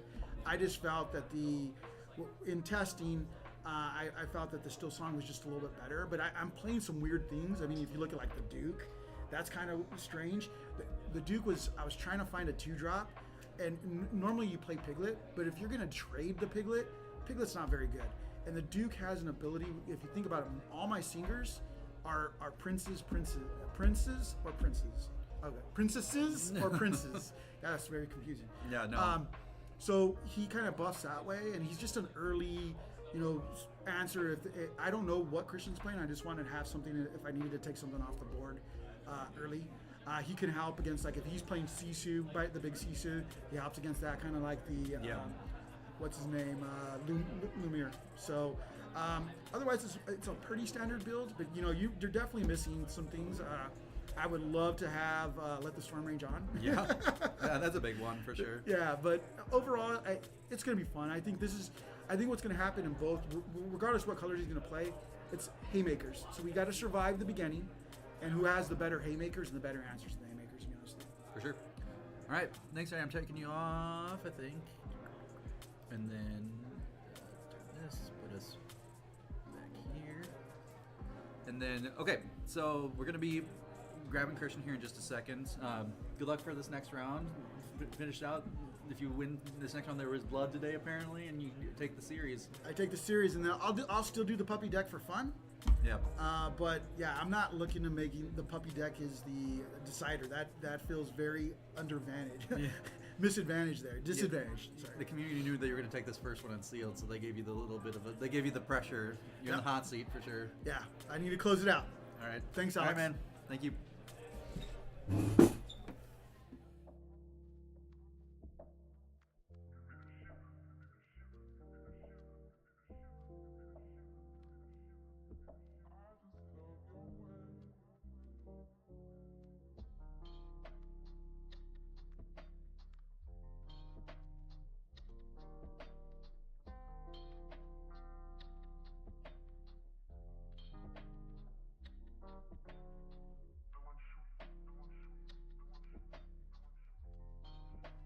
All right, everybody, we're back. So I got Christian. Thoughts? Thoughts? To see it again. There was good games. Like both game 1 and 2 were blowouts for both players, and in game 3 there was a very nice like even play of like what a typical like limited format match tends to look like. No, I thought it was good. Yeah. You skillfully left your rares in your deck, Yep. in versus in your hand at any point in either game. Or Yeah. any of 3 games. Well, I didn't want him to know about it, right? That's Yeah. that's the beauty of it. Yeah. It is what it is, though. Yeah, we didn't see the shark. We never saw the Calhoun in all 3 games. What else did we miss? We missed a couple other things. But, you know, there's a certain extent of, like, these things, like, you know, or in a sealed match, it's interesting because, like, so much can change over the course of the game. Like, in game 1, I never saw Ryle or Gantu. And Yep. then game 2, he just blows me out of the water with it. And the ham hands when I play my longbow. And I'm like, wow, okay. Yeah. This whole thing is different. So in my game 3, my hand was pretty bad before the mulligan, but I kept the one bellwether I had in my hand, knowing that like it's you kind of have to treat it like a twin fire situation. Like there's just like I just did not have like I don't have like a ambush or an unfortunate situation or an energy blast to like remove Gantu if he starts like doing the chain again. So I had to keep this as like an answer. I never saw Iago, so I didn't feel compelled to keep twin fire. Okay. And so tried to leverage that a little bit more. We did see the Gantu in that game 3. I might have over-inked 1 or 2 times with the bellwether, I think. I think going back and watching that game would be really interesting because I think there's so. like plays where you start challenging when you could have been questing, and like I think like you kind of like were playing a little scared, and then it like gave the person on the draw a little bit too many extra draw steps to kind of come out of it, and that's I think what we ended up seeing. Like because there's a point where you could have quested to 16, Yeah. and you know that's like. It's closer. It's really close, and if you had like that 4/4 that you inked earlier in play, I was thinking of the 4-4. yeah, like the whole then game that could have man. maybe quested 2 more times. So like, Yep. it remains to be seen whether that was a win or a loss in your book. Yeah. But I think that's definitely like if there's a game to like watch and actually learn from limited, I think that's like a game where you can kind of just look back and see like I agree. what can go differently because just like in constructed there aren't a whole lot of like the micro decisions can kind of you can snowball a high room even after you like misplay one common, right? Like, but like this is like this maybe the difference in a win and a loss is putting a 4/4 into play. It's a huge difference. It's super close. It's, Well, it's one of those like there's those like razor thin margins. Yeah, well, even like a really sweet play that Ernie did was he twin fired my chip. Like he discarded the Lilo to get my chip, Right. With 2 damage on it, so that like, he set not only does he set up the Lilo, he sets up to where like this chip can't even like efficiently take out this Lilo anymore with the trading it anymore. Right. So now like the chip is kind of just dead on board right there. It was a really awesome play from him. Yeah. Yeah, because if we had that 4/4 on the board too, potentially, could have got there. But at the same time, we also just kind of like I saw the back half of my deck at the end there. He started to see all the bangers. That's one of that's how it goes though. The like, that's what I was mentioning when I was like looking to. I was like, man, Christian's best 35 looked really good, and his bottom 5 looked pretty like not that good. And I was like, when we were talking on the stream, it's like your top half of your deck looked better than his, but the bottom half of your deck looked worse than his. Yeah, And his was like right in the middle. And then like, so once you got to a spot where you're like just drawing, if you're not seeing those rares, you're drawing like My Simba, my you're drawing your Thievery, Simbas and your Michael Darlings or whatever. Yeah. So, all right, well let's look at this Lorcana, this Rich Kana. Rich Kana, Yeah. so this is I hedged my bets with this one in case I lost sealed, knowing that I was gonna be first. I think it looks good. I'm excited to do. We did a lot of playtesting for this format. Okay, so tell us why you decided to play this. Tell us if you. I'm gonna turn off the background. Okay. All right. Tell us why you decided to play this one, and tell us about any like interesting cards that you think, and just kind of give us a little rundown. Yeah. So I mean, this is when I was given this format, and I'm like, all right, well, what's like the first like deck that comes to mind that has like a ton of these cards already in it? Amber decks really popped out. Amethyst cards popped out with Genie and Fox, Queen's Castle and all that. We started playtesting Amber Steel, Mufasa and stuff like that. And as we were like playing, we're like, wow, the only good going first character against an aggro deck is Calhoun out of all 6 colors. And so I figured if I were to lose the sealed round, I would get to go first again. And a hyper aggro deck's favorite thing is to get to go first. I'm kind of hedging my bets with that we can continue the chop if that's the case. Right. Here. And this deck does look like a good on the play game deck. Let me tell you, it has not been close, the games I play on the play. Draw, it's a little scarier. Yeah. But I think some of the interesting inclusions of this, with the format in mind, is actually like the Rafiki and the Pongo. You're never drawing cards with this Pongo. I'm just being super real. But what he does is he's a 3/2 that can contest Calhoun. Same with this Rafiki as well. Like being able to like go like Daisy Duck Rafiki is like a really, really strong play going first and even going second. Yep. Because now like the one early character that's good into you, the Calhoun, now dies to this one drop Rafiki. Yeah, and a lot of the interaction that's like more efficient, right? Like let the Storm Rage on, Brawl. They're gone. It's gone. Like there's like just much more limited options. So being on the play, I think that your deck is like just designed like. Also, it's kind of interesting, right? I don't know if you noticed this when you're looking at it. All the other colors, like the quality of cards is like a little bit less rare dependent. Yeah. Amber, which is not traditionally one of the better cards, it's like you're like, oh, I looked at this Amber list. Oh, I looked at this Amber list. All their good cards are just rares. I mean, look at this list. There's no Rapunzel. I could even just like run Rapunzel, right? Yeah, like all the cards that you'd want to play in Steel Song or like some of these aggro lists, they're at rare because that's just it's like it's just kind of cool to see like a format where Amber kind of gets to shine a little bit, right? Yeah. Because it hasn't been for like a while now. Forever, except for like 1, maybe 2 decks at most. Yeah. So we're gonna see. I'm curious to see what Ernie brought to this. I think like the one deck that we tested that in the limited time that we had to test this, that was I'm going back pretty to good into this. Yeah. So was the Amber Steel like ramp deck basically that like played like the 4 Gaston. It had the Calhoun to like help contest, and then you slam like Tinkerbell really early. But like if you play that, there's like opportunity cost to like some of the other stuff, because like Tinkerbell is a good card, but like when you look at some of the other top end existing in that color pairing, it's like Tinkerbell's like kind of the worst, ironically.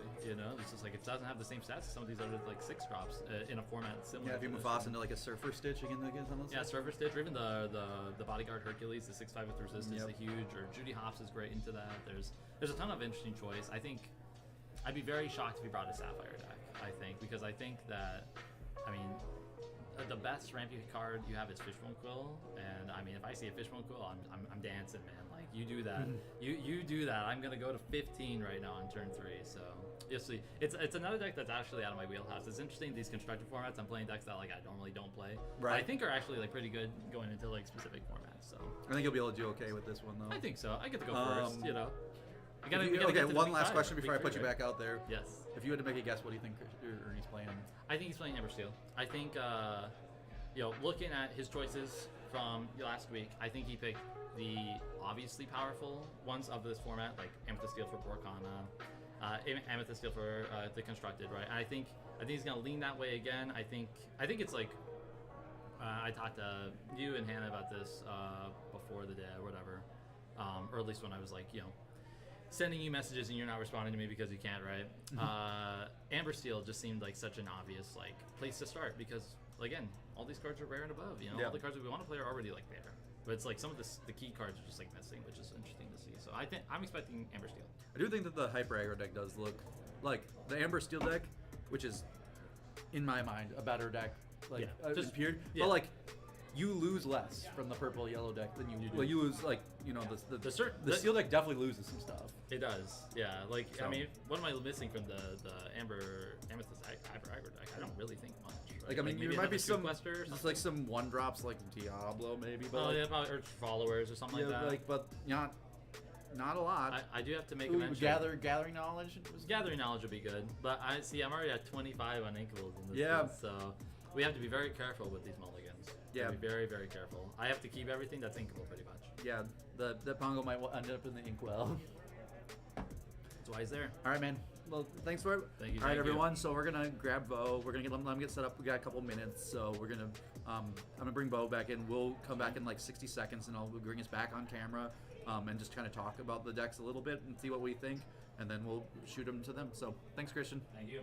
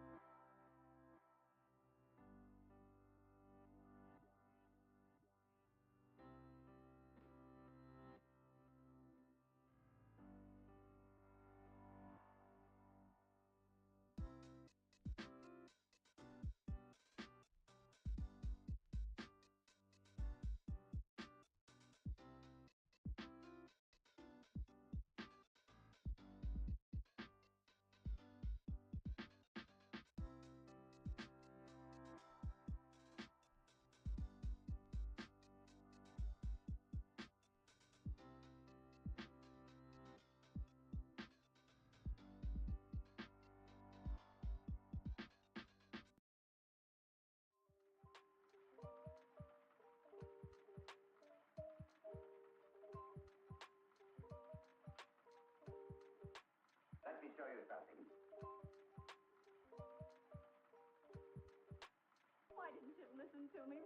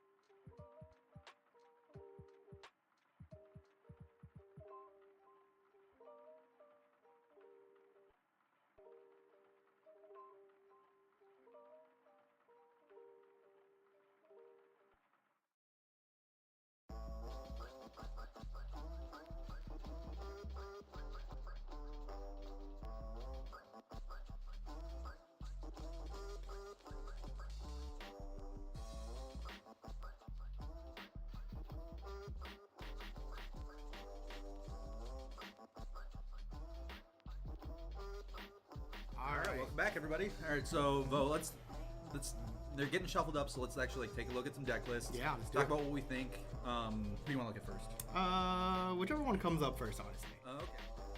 We got Christian's Rich Kana deck. Mm-hmm. Okay, and then I'm gonna one sec take this off. Off. All right. Thoughts? Oh man, Christian's on the play. Yeah. Hyper aggro on the play. I don't care what format it is. Hyper aggro on the play is gonna be super favored, I think. I think that like we were talking about, the number of answers that are efficient answers that you lose by being in this format, I think that Ernie could have better made his list for this matchup, Yeah. which we'll look at. But I do think that if like I think it just came down to who won the sealed match won the because I think that Christian on the play is going to win. Yeah, I mean, for sure. The Daisy Duck's a card that you can't really answer very well in this format. It's going to carry extra, I think. Yep. And I don't know. I think that like I like Christian's spot personally. I think this deck looks nice. I think that overall the card choices look good. I think he's just going to want to hopefully see like 1-drop double, 1-drop blue on curve, and you know, maybe Castle, but you know, or Genie or something. But just you want to see all those early plays. Maybe we'll see how spicy this Yzma. Have you seen that card go into play? I did. I see it a couple times. I do kind of like the Cinderella into bosses on a roll. So he just basically just the next 5 turns. This is what I'm going to be drawing. Just perfectly like dictate what's going to be happening. I would have liked to see 4 Cinderellas. Yeah. It's inkable as a 1-drop. We want those. So I would have rather probably seen one more of those. But when Christian first sent me the list, he's played 30 uninkables. We got down to like 25 or whatever. So that's good. It's good to see I think he's like playing it pretty safe with the Rafiki. So if for some reason, you know, it's a mirror, he probably thought of that. Like he'll have the for Rafiki Calhoun. to challenge. That's what he was thinking. That too. Yep. All right. Well, let's look at Ernie's list. So I'm gonna take it off. And then put this on. All right. There we go. Thoughts? This will be the ideal deck to build versus the hyper aggro, but you're missing a lot of key songs. Yeah. Like Strength or Storm Rage on. So Ernie's gonna, as soon as Ernie sees that he's playing against hyper aggro, every single game after that he's gonna hard mulligan for the Cinderella Strength of a Raging Fire, I think. Right. So the thing about this deck, though, right? Like the harp isn't is in the 1-drops, but it is not a 1-drop. Like that one, you are not gonna be able to really play it and just like I think it's ink this game. I think it's mostly ink, and so like as you can see, the plays are really early, and Ariel is like the only way that you could have play a grab your swords before turn like 5, right? Like you have to play either Ariel or Naveen, and like a lot of times if you grab your on the draw, if you grab your swords on turn 4, it is too late. Yep. Right? Like especially since like if we do have to aggressively mulligan and draw a bunch of these, you know, Maximuses and like whole new worlds and stuff, that could be it. Yep. Right? And Christian could just draw the nuts and go Daisy into another Daisy, and that is Daisy double Daisy. I think even with grab your swords is just unbeatable. Yep, exactly. The format does not have enough good interaction. I think that like we aren't playing foxes or something. We have no crabs or whatever. So yeah, I'm edging it towards Christian being on the play. I think it would have been interesting if Ernie would have been on the play. I think I might have edged it towards Ernie if he was on the play, but slightly for sure. If he can find the Cinderella Strength, that could make some difference, but it's gonna be really, really tough. Yep. Without. All right, let's go back and let's get back. And I'll let him know to get started here. All right, I think we are in the backup, but yeah, I think I'm honestly pretty. The fact that both player Amber, that like just made my day. So good. Other than Amber Steel, there's been like no Amber decks hardly at all that you hardly see like from store champs. Also, Steel Song didn't see a lot of play locally either. So, just Amber in general has really been on the downswing. So to get to see these two, this matchup is kind of fun. Also, it's like kind of interesting. Yeah, don't get used to it though. Personally, I'm running out there, tell them. Nope, they're getting thumbs up. Oh, yep. Yep. All right, let's. Yep. All right, there we go. It looks like we got some. All right, let's see what we got going on here. I bet. Okay, we got at least 2 Maleficents. It looks like so. Bosses on a roll into Maleficent. All right. So if you're Ernie, what's going through your head right now? I mean, hopefully we have a Cinderella to play. Yeah. Ink that harp. Yep. There's the harp that we said was going to be ink every game. There it is. Cinderella. Okay. Ooh. Do you mind if I read that card? Yep. Read it up. All right. Well, the thing is, like, I guess Cinderella can even challenge here. So, like, I don't know. Yzma looks pretty reasonable if we can like get that going. But it looks like we're inking that. Does he have 2 1-drops? He does have 2 1-drops. Yep. There we go. I think that the Cinderella in our opener is huge. If he would have inked past, this game would have been done. Yep. But let's see how this plays out. We'll see if he is able to. We also see a Lilo in there, and I think a Pongo is probably gonna get inked, so we're probably gonna play another 1-drop in a Lilo next turn, and then keep on cooking. It would have been nice if Christian had a fox in hand. Going to 3 next turn, he could have quested and just ate that Cinderella. Yeah, Fox would be good. And looking at Ernie's list, he didn't have the greatest of 2-drops. Yeah, I see the 2-drop in his hand, the 2/2 for 2/2. He didn't have any Calhouns in his list, did he? They're uninkable, man. As I'm telling you, in this format, there's a Yeah. lot of like. If you're playing the Steel Song list, you have to like be just very cognizant of what your deck is, trying to do. So I think that's like at the rare, like when I was looking at it, like each color pair that you could play had 80 inkable options, like total. Oof. And like 70 uninkables. So when you're like running close to 50-50, you have to be very selective. Yeah. Especially if you're trying to get down to like 80% inkable cards. All right, there's that. So it did. Cinderella now is a 2/2. Yep. Yep. Which is important. Yeah. Fox would have been nice here to quest and then eat up that. A Baloo would also be kind of nice. Yeah, blue would be good here. He'd have to run both of them in. If Ernie is able to break serve here, that does look pretty tough. Oh, Arthur. Okay, he's passing. I don't know if you're watching the interview, but I was like, what do you think Ernie's on? And he's like, I bet he's on Amber Steel. Is that really what his call was? Yeah. Oh, man. Read him like a book. But I do think that the start of like 1-drop, 2-drop is like pretty. If we got, okay. Oh, that means if he's playing the harp, then he's for sure singing this turn. Oh, oh no, this is not good. Yeah, it's definitely gonna be a tough game for Christian. Did he pull another Arthur there? Okay. Pinocchio. We probably want to quest with these characters at this point. I think you do. Yeah. Like, as we get our swords grabbed, like in the near future, like I'm not in love when we have to play this many, like in this song list. I'm kind of not in love with the harps very much. Christian, he moved the lore count out of the way. So does that mean he's just not planning on questing anymore? Yeah. I can move out. Zeusing here. All right, I'm gonna go there and just Ooh, tell him to move it back. Naveen.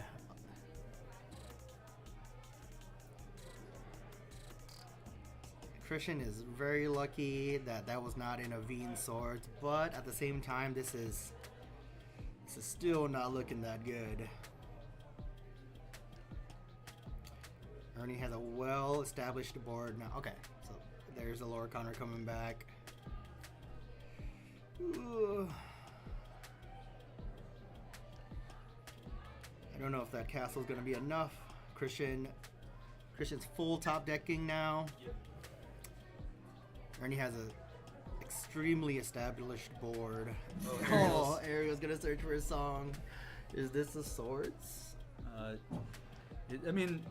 Basically Any song. Any song will do. Oh, Okay. there's the swords. Okay. That'll do that. Also, Naveen can sing that. Yep. That looks like it'll be it.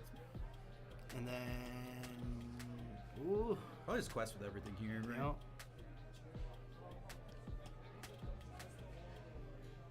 Wow. Well, this game looked very one-sided. It did. But also, I think we did draw like the 1-drop into. Mm-hmm. Also, this And that harp is looked really freaking good. 2, 3, 4. Oh, he's got 5, it. 6, 7. Yeah, that's game. Yeah. 1, 2, 3. It's 9, I think, or Yeah. something. Yep. More than enough to get to 20. Oh, wow. Wow. Well, that definitely throws a wrench in the like. Mhm. I think Ernie winning game 1 is definitely like being on the play. That breaking serve was huge Yeah. there. So yeah, I think that the steel deck probably is gonna be hard for. I think Christian can. I mean, Christian just has to win the next 2, right? Yep. That's how it has to go. Otherwise, he's gonna clean it up here. Yeah. Ernie drew very well there. Oh, Exactly what he needed. And then So good. So good. Yeah. It looks like he's basically playing a regular Steel song, Yup. right? And Christian didn't. Do pull. no wheels, only grab your swords and strengths, and tapped all his ink every turn. That was a tough one to follow. Also, we didn't play any Daisy Ducks, so like all the Cinderella just was able to like a challenge, Yep. which is That's what I was thinking too. The Daisy would have made a good difference there. also I think that like it's also a bummer because the typewriter deck could have taken him by surprise. So I feel like there's a really real chance that like Christian could have just won it. Like Ernie didn't necessarily mulligan aggressively enough or something. Yep. But like He found it. he found everything that he needed, and like the hand just lined up super well. The harp went into play and quested 3 times or whatever.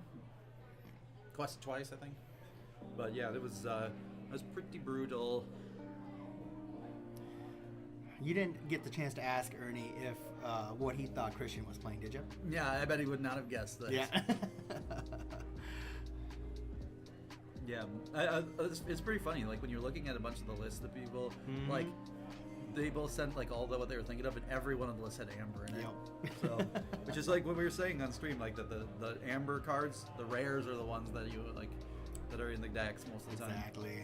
So whereas like I would never have brought blue because like you don't get popsicle, you don't get any of the ramp cards, Yep. you don't get like, any of the stuff that, and a lot of the common items are the ones that the deck leans on, right?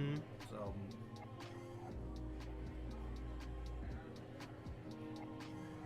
Yeah, gotta make sure we get that shuffle practice. Ernie special. Ooh,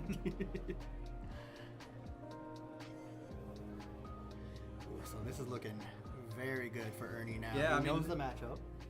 Of the next, if Christian needs to win 4 of the next 5 games Yup. to win, and if Ernie wins 1 of the next 2, the series is over. So. All right, Christian's keeping the fox this time. Okay. Did not see a daisy in there. He has a piglet. I don't know if piglet is necessarily the best to keep here. It isn't. It is a good card. Then you kind of just need some inkables, right? Yeah. Well, hopefully we see some daisies. That's the one that we really need. He did not. Okay, so there's a snake, a genie, Yeah. and a Rafiki. The Yeah, Rafiki's ink. We'll have to see what he does in the play. Yeah. So I definitely think he plays one of the. I mean, for us to not, we kind of need. I mean, if he doesn't have a Cinderella in his opener, then like the deck doesn't have a 1-drop it can play other than Cinderella. Yeah, because I also saw a snake. So I think the Rafiki. I would ink the Rafiki. You mean Fox, not For- snake. There's no snakes in this format. Oh, there is no snake. So maybe I saw wrong. What was that other Is it amethyst Yzma? card? Could have been the Yzma. Yeah. Or just oh, it's a Maleficent. It's another Maleficent. So he's got the 1-drops. Okay. Yeah. So I kind of like ink and then double 1-drops next Yep. turn, and especially if he has no Cinderella. But He if has there's- an Ariel for sure. Well, Ariel on the draw is too slow in my opinion. If we don't, Yeah. Cinderella's like just the card we like need, and we got it. I think that I'm just gonna make an assumption that that's it because the other 1-drop is just the harp, and the harp would not. Yeah, that Harper would have died this turn. Right? Is it like at the beginning of the Yep. end turn? Right? Okay. So he does have a choice here. He could, take out one of the little ones to slow him down, but then the Rafiki's gonna eat him. Yeah, I mean he probably just has to do that. That's like your deck needs to just chug. So it's kind of hard to see their hands a little bit. I kind of would be Yeah. interested. This Maximus is definitely going to ink well. Do you strength the Rafiki or do you strength one of the 2 questers here? I mean, we might not have a character to play this deck. Oh, we have a Lilo in that hand. Probably challenging. I think you probably have to challenge Yeah. here. Lilo. Oh, yeah. Well, then that makes that way cleaner. Okay, he did pass, so he did not have one of the songs. I mean, he should have challenged the Lilo, I think. in I my think opinion. so. So this turn we should probably Oh, quest yeah. at least with one guy. I think Ernie didn't see that. But The Cinderella's a 2/2, so if Rafiki had come in, it would have been a trade. That would have been Ernie for sure should have taken the Lilo. yep. So this genie looks like kind of. I'm interested to see what we do. Maybe like depending on how uninkable heavy our hand is, we might quest with Rafiki and pick it up with a fox. Yep. Because So quest 5 up to 7. Maybe we pick up one of these 1/1s. Or pick up Rafiki. I kind of like Okay. that. Probably for the ink. Yep. Beast off the top gets inked immediately. Ariel. Looking for a song. What song are you hoping for here? Grab your swords. Yeah. Zeus is pretty good too. You did find the swords. Okay. Well, swords is not like crazy here now. We gotta. He's gonna sing a Yep. strike at the fox. Take out the Lilo. Yep. So we can quest a 9. We can play a genie. Yeah. It's still okay. It's definitely looking less okay. And just hope he doesn't have a Zeus in hand. I think we drew bosses on a roll. Ooh. Yeah, I'm definitely putting this towards Ernie again. Oh yeah. I just think her hand is pretty slow. Yeah, we should definitely be questing. Oh, we just revealed the grabber sword, so I'm not sure. Force him to challenge or whatever. So he knows he has the swords. Christian's got to be hoping Ernie doesn't have any other songs aside from that, which is tough to do in a deck like this. You're nothing but songs. Yeah. I think do we just see a Zeus off the top? Lilo, unless he shuffled already. Oh, it's a beast? Lilo. This. Grab your swords. Zeus. Yeah. Ooh, okay. Yeah, I think this is all she wrote. I mean, it does not look good for Christian, for sure. Especially since we have Grab Your Swords as our last card. Genie. Another genie. This Fox probably got to play a 1-drop. You know? Yeah, we definitely just got to cross the finish line fast now. Oh, okay. Oh, Daisy, okay. Okay. I feel like I was Lilo. I kind of almost like playing Lilo better, actually. So we can go. What songs you got, Ernie? We got, even if we just quest though, this is 1, 2, 3, 4, Yeah. 5. This is 1, 2, 3, 4, 5, 6, 7. He goes to, or he goes to 7. Nice thing here is Ariel is a princess, so she is a 3/3. If Christian were to play that fox here. So yeah, right now they should update the score. The score is 7 to 9. Mm-hmm. Okay. We definitely have to quest with both. Mm-hmm. That is not optional. And then I probably would pick up. I'd probably pick up the Daisy Duck, run the fox into Ariel, Mm-hmm. and then replay both our ones. So this seems like a winnable game, actually. From Christian. Yeah. Like if Ernie doesn't draw any good songs, he could still. He definitely could I still pull it. definitely think we want a quest here though versus challenge. Challenge seems. I guess we do what you gotta do. Good challenge there. 13. This is like kind of a. He's got time to think through this turn. This turn Mhm. is like kind of make it or break it for him. I think so. But Sure, you said sure is a you're- fast match. Oh, okay. So he's okay. So he's gonna take that out. He still has another one, so the fox doesn't trade cleanly if it wants to eat the Ariel. Yeah, I mean, he might just pick that guy. Maybe Genie runs into there. Yeah, Genie could take it. Yeah. Fox the Genie or whatever, playing the control deck. Yeah. Honestly, that might be the play. Yeah. Okay. And Christian did Christian run Rapunzel's? No, He did not. That'd be a nice one. I'm surprised we didn't pick up Genie there For the draw. I mean, just because if we're gonna play this guy out and he has the grabber swords, then It would have to be a hard cast, so. I mean, yeah. But then right now this is killing Fox and Mhm. Genie instead of Fox and Daisy. Yeah. Grab your swords. Woo. Right. He goes to 9. We get to challenge with Daisy here. Challenge the Lilo. Yep. Or challenge the Cinderella. And I think we're actually okay. Depending on what we. I think. Yzma. Ooh. Yzma looking nice. I'd probably challenge the Cindy here. I definitely don't like that. Oh, Strength to the he bottom. bottom deck the strength. Okay, so that No. Skill. that works too. Skillfully. I mean, that's pretty funny.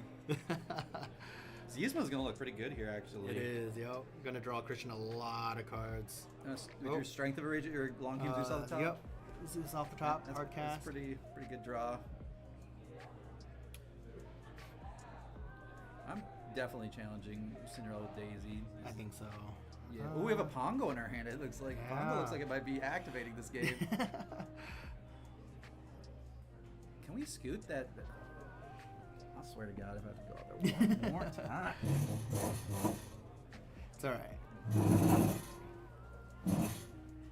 Stressful game. So they. Oh man, and there's Pongo. Lilo. Yeah, I think I agree with Alex. Daisy should definitely be taking that Cinderella.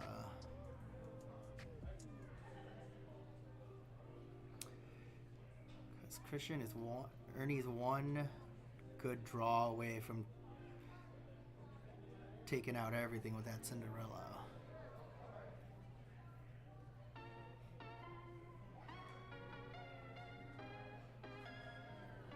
Still a challenge on this. Yeah, I think oh yeah, see, Ariel is just gonna potentially find a strength. 15 to 13 though, so I mean, we still got like a lot of like. We still got some game to play. Yeah, I mean, well, not like 2 more turns for two more turns for each player. Brick.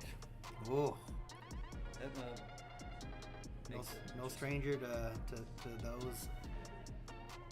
Ariel's not finding songs. Oh, all right. So Ernie's gonna scoop it up here, but going to game 3. going to game 3. I do think that like if Ernie does not draw Cinderella, Yep. but like if like Cinderella, if, like so for some reason Cinderella and Ariel are elusive, right? It's too slow. Yep. And that game was actually like that game was crazy. I would never have been like, oh, Christian's gonna play the like start challenging and then win the game. Yo. Usually that's like the Mayday when we're playing the High Rider if we're challenging. Fox looked really good that game though. He looked amazing that game. Yeah. I think for Ernie, if he doesn't pull the Cindy, this is still a very winnable game for Christian. Actually, if Ernie misses 1-drops, period. No, Cindy's literally his only 1-drop. So if he doesn't pull the Cindy, Yeah. it's super winnable for Christian. The 2-drop guy, the whatever it is, Yeah. he's looked pretty good, and also Yep. that's only a 3 of. We've seen like 2 of them or every game. Yep. But yeah.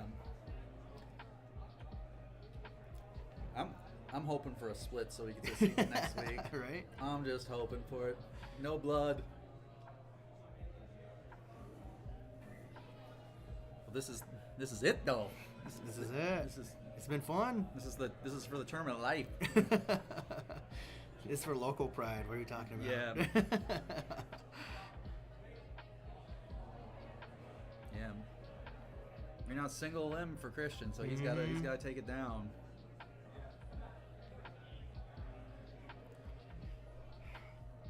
Christian's over here thinking, don't pull a Cindy, and Ernie's over here saying, just give me a Cindy. Yeah. I mean, he's played Cindy on turn 1 both games, Yep. and you get to see a lot of cards. So, I'm probably gonna put this one towards Ernie. Ernie definitely did need to. It was looking good for Christian there, and then like Ernie like just let it come back. Yep. And then, yeah, the being on the play was super important in that game. It I thought was. Christian. I also thought, by the way, I think that Ernie might have made a light misstep. I think he thought he needed to like play the. Did you see how many like sad beast he kept inking? Yeah.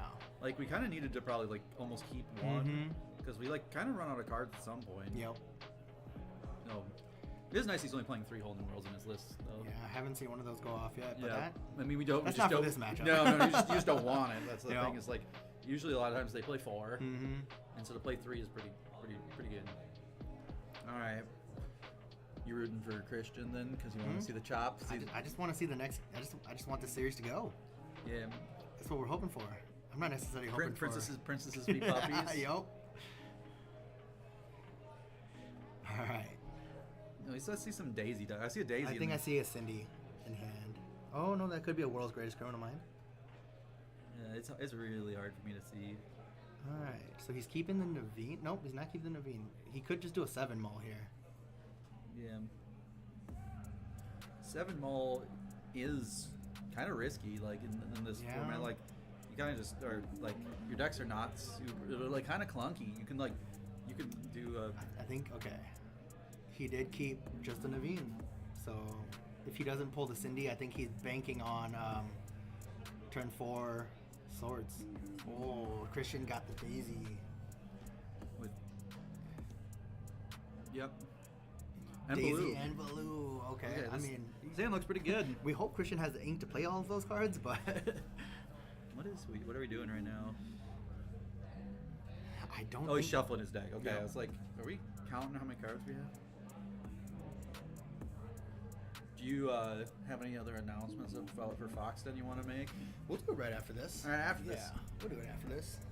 But it doesn't even have to be an announcement. Thanks, just always thanks to Foxton and all the stores that help let us come in and stream in their places. Yeah. Also, I live close to here, so it's nice to see people Oh, each yeah. other face. So we can play some players that we don't normally play. Oh, it was an ink and pass. Ooh, okay, Yeah. so this is we got a game. Yeah, we got a game for sure. Yeah. Double Daisy. There's Oh another man, this game is Daisy. gonna be rough for Ernie because if he Ugh. goes, even if he plays the 2/2 here, like, yeah, the swords against the like double of the Daisy ducks is Yo. not like.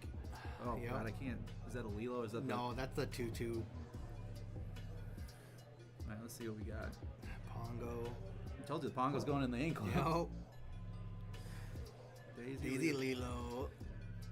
Ernie could draw into his. Cindy, I think that's That's a Big Cindy. Yeah, Big Cindy, the DLC one. that ain't doing it. That's not the. That's some ink. That's some good ink. So I think we'll see in the blue next turn in a quest for 6, and then Could be an aerial here. An aerial wouldn't be the worst. yeah. I mean, he kind of needs an aerial. If it's not aerial, it's pretty. There's a pretty- string. Oh, that's not a. That's 2.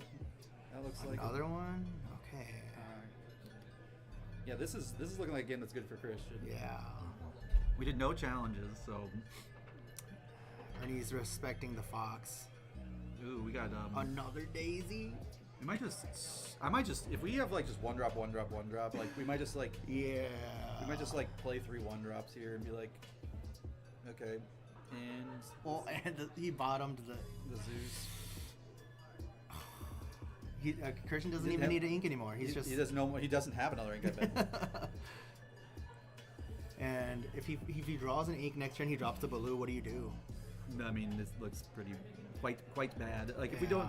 we don't have Naveen's, like we have an aerial in his hand, but if he just doesn't have the grab your swords, it's like, oh boy, it's Takes one of the daisies. 2 Oh. damage on each. Okay, well this looks Okay. like Naveen's swords Yep. then. Okay, if it's Naveen's swords, then it is pretty brutal for us. Mm-hmm.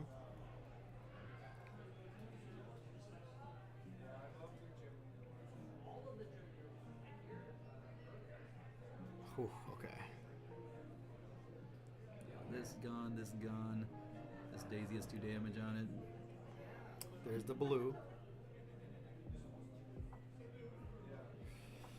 I'm gonna go out there. There's a Pongo.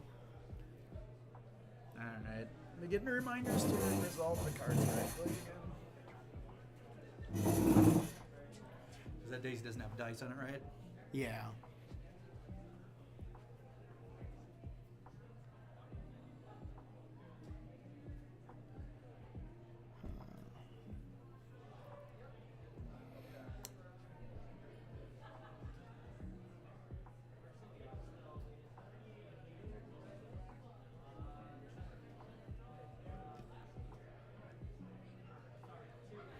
Ooh.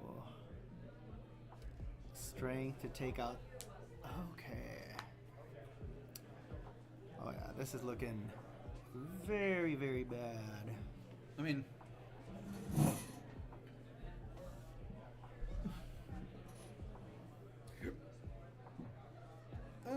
Christian could still win this game potentially. You could. I'm probably questing with Daisy. Yeah. Like he forces him to challenge. We're not gonna get like double quests out of our guy, and if he like has a grab your swords, I mean, There's a Cindy who Ernie was looking for. what are we playing for 5? Beast? 6. 6? Big Tink. Quest. That's 5, right? So now you really can't quest with Daisy. Yeah, Daisy's off the table now. We need to like. The Baloo's not even on the table right now. I just think we don't have enough to like.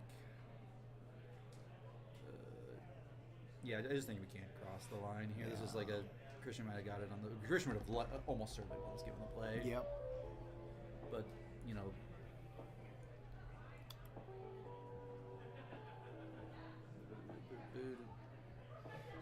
Yeah. So aside from bosses on the roll, Christian doesn't have any super. 2, 3, 4. We have. Oh, we're 1 short. So if their hand is all duds, we can. No, that's not a dud. That very unlikely is going to be a dud. Oh, bottoms. Okay. But the thing is, like right now, I think that we're a spot where we like. No. That's okay. There it is. It's not safe for anybody to quest right now. With a big Tink on board, Steel's just too good.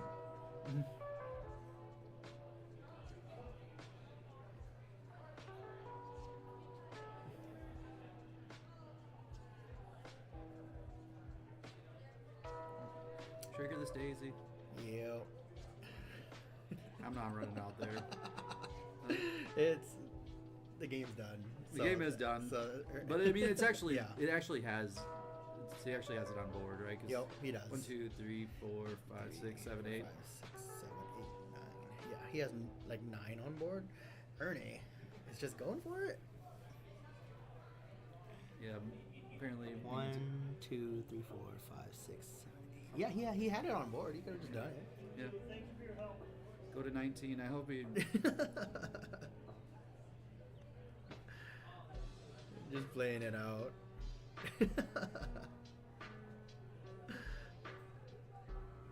This doesn't draw any cards, right? No, it doesn't. Oh boy. Okay. All right. Well, There it is. we're back. Let's come back from the gameplay's off. All right, I was surprised. I mean, the problem was that Ernie's drawing game was just too good. Yeah. Like Oh, that yeah. was like the top of the range, right? Mhm. Like he tapped all his ink, everything. He played a harp Yep. on a turn, and then like was able to like with 2 cards in hand sing, and then like 1 card sing, and then like peel the Yeah. song the next turn to sing and keep it alive or whatever. That harp actually stayed the whole rest of the game after it got played, but that's Steel song for you, you know? Yeah. I think it was back in set 4 harps were seeing play because Daisy wasn't there yet, and you just needed good 1-drops to answer after the wheel, and that was harp. Yeah. So that was a nice tech for Ernie. Although it wasn't necessarily needed, it's still nice to see it played here. Yeah. Okay. Well, I'm gonna bring some people in for final interviews, right? And we, yeah. So we'll be here But back. before we do the interviews, Yes, just a reminder. Thanks to Fox Den again, and release weekend. Let me get the exact correct dates for everybody here. They're going to be doing a special release here for release weekend of the next set. On Saturday, March 8th at noon, $35. We're going to be playing sealed 6 packs, pack per win. So for $35, that's I remember paying that much for a draft. yeah, that's a heck of a value. I've right definitely there. paid that much for a draft in the day in the Inklands or whatever. And Foxen would like you to know too, they are found on Facebook. That'd be the best place to reach out to them. And yeah, again, just thanks to Foxten. And next week, you guys will probably see us at Kraken. We'll see if we'll run it back again with Ernie and Christian if they want to play a Friendly game. We'll figure that out though. But it looks like Ernie did take this, so give us just a moment. I'm while gonna we take Christian first. I think Christian first. All right, let me go grab him for you. All right, I'm gonna just put this in the beer bag.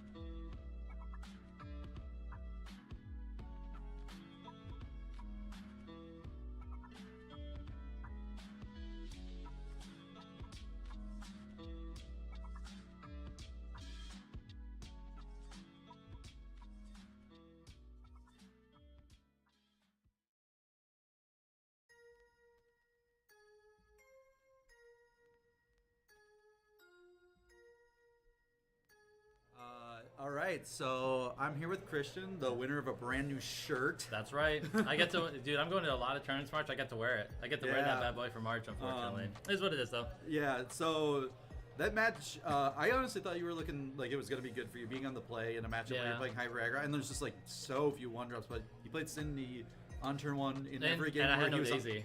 I didn't see a single Daisy that game. I saw like, because like you get to play like the Maleficent, the Lilo, but they're not like amazing cards. They're just Yeah. there to like clear you at the end there. They're not great in the first ones. I saw no Daisy that game either, so it was like, I mean, the only game you saw Daisies was the one you were on the draw. that was it. That was it. And so, I mean, that's really like how it goes sometimes. Yep.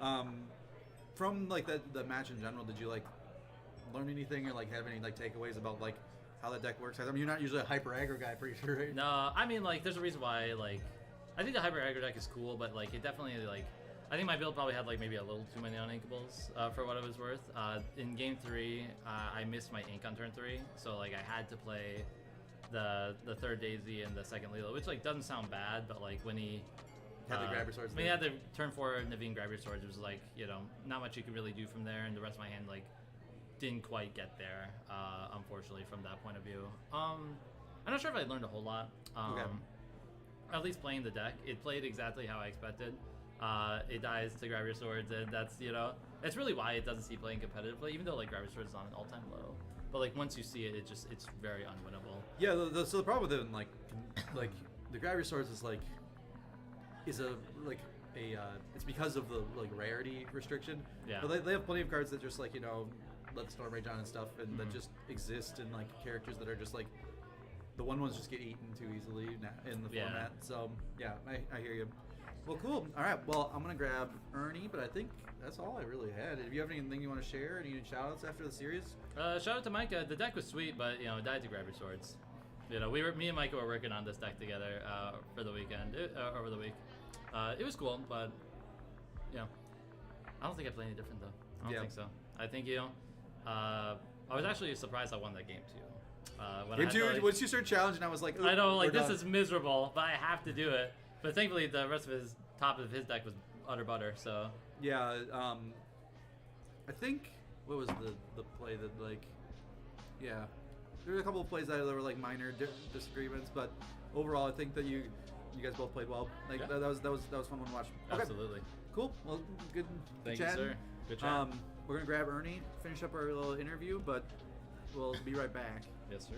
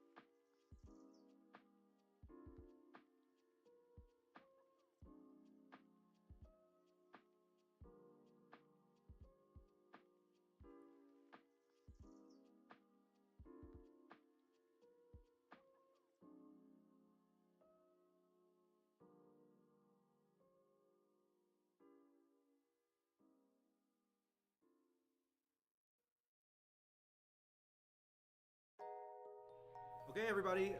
So Ernie still wanted to do our drawing. So Ernie, I'm gonna have you pick a number 1 through 4.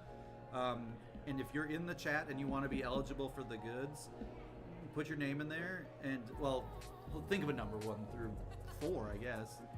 But if you want the box and you want like some of the other goodies that we put up, please put a little note in. Otherwise, think of that after we get back. After I do some of my interview questions, we'll see if anyone has put their information in, and if they have, we'll pass it out. So that was a little bit surprising. You were able to I thought the hyper aggro deck, the rare Kana format, there's not as much catch-up mechanics because other than the grab your swords, and you're only playing 3, so I was a little surprised. Tell me what your thoughts are. Yeah, so I thought he was gonna play some type of Ruby Am or Steel Fossa. Yeah. So more because, like I said earlier, this is kind of a haymaker set. I did look at the aggro deck and I discarded it pretty quick because of grab your swords. Yeah. Because grab your swords just feels really bad, as I kind of demonstrated 2 of the 3 games. But yeah, when I saw that, I was like, okay. He was on the play, so he should have won game 1. Unfortunately, I drew very well and won that, and then I knew I could win going first. So the only game where he played Daisy Duck was when he was on the draw in game 3. Yeah, and that favored me. And every game that you were on the draw, you played Cinderella on turn 1. Yep. So that's how it goes sometimes. Any thoughts about the match? Any other things you want to say? Rich Kana is much more difficult than poor Kana. Yeah. To be honest with you, you take for granted the low drops that are common and uncommon, and some of the filler that's just really good. And when you're trying to build a deck, it's tough, right? And then trying to build out a curve. I mean, if you look at, I was playing some cards that you probably scratching your head about, like Grand Duke. You never seen that one in play. But you know what? He was pretty good. He had he cooked. No, he the turn where you could challenge that you couldn't challenge back because it gave +1 power, right? Yeah. So you couldn't clear it with a Rafiki with the Cinderella could challenge and Rafiki couldn't clear your guy then. So So and then I was also I didn't play it in any of the games. I was also playing Gaston, the 3-drop uninkable, the one that you tap it and it's 2 less to play a character. Because I had some big characters, it made sense. It's 2/4, and I needed 3 drops. My only 3-drop was Ariel, and that's another problem, right? There's not great 3-drops without Lawrence or some of that stuff, and so it made it really difficult. I want to thank big shout out to Nick, who plays as Sliver King. He does all the dials and stuff, the 3D printed dials. He tested with me yesterday, right? And so he's a Stillsong. Big fanboy. I'll go with that. And he and I theory crafted. We played. We crushed some games, and it definitely made a difference. That's really great. Game 3, you decided that you wanted to go to 19 and give him one more turn. I saw I was so when I saw him play the boss on the roll, I'm like, dude, if I lose this, I deserve it, because I was just wanting to flex, really flex, and he could have maybe paid for that. Yeah, So I was like, I don't know what we're doing here. We can quest out, but we could have quested out. I could have done what I did and shifted the aerial and one with even killing something with Tink and still shifting and still won. And I was just like, let me flex. And then when he played boss on the roll, I was like, oh. Yeah. So thankfully I didn't pay for that, but I should have just won the game. Yeah. Don't be greedy. Well, cool. I think I only had one last question. Do you have any? If we do another versus series, if winner moves forward, do you have any call outs? So what I would like to see is you play the illustrious Scott Markison. And I'm challenging Scott for your behalf because I think it would be some really great. Both of you are great brewers. Obviously great technical players. I'd love to see some great Lorcana continue to get played. So I would do that, and then I'd gladly lose to either the winner of that matchup after. Okay. So. No, that's awesome. Well, thanks for playing. Good job with the W today. We didn't have to stumble into puppies. The vote you ended up making it through, even though you were going to be on some dogs. So the plan, I was talking to Vo, the plan is next week we'll still stream. I'll do the puppy deck. against Christian's, what is it? Princesses? Amber's. You're both playing Amber Sapphire, I think. That is not a well-supported color format, but we'll both play that out. And then after I beat him again, I get to play the big boss. So Hannah and I will also stream a match of set 7 decks. So we'll proxy out set 7, and we'll do a little bit of that. So okay. I get the big boss. So I'm excited. That should be sweet. All right, well, thanks, Ernie. Yeah, thank you. Good work. And then, yeah. Oh, did I get any comments in the chat? Oh yeah, I'll give you a number. It looks like I see only one comment since we had that whole conversation. So Ryan Ragan, we'll make sure to get you out some stuff. So, but we thank everyone for being here. Yeah, and if you want to see this again, let us know. But we're glad everyone was able to come watch and see some kind of sweet formats. Honestly, in my opinion. Yeah, it was super exciting. So thank you so much, Alex. Yep. Bye, everybody. Bye.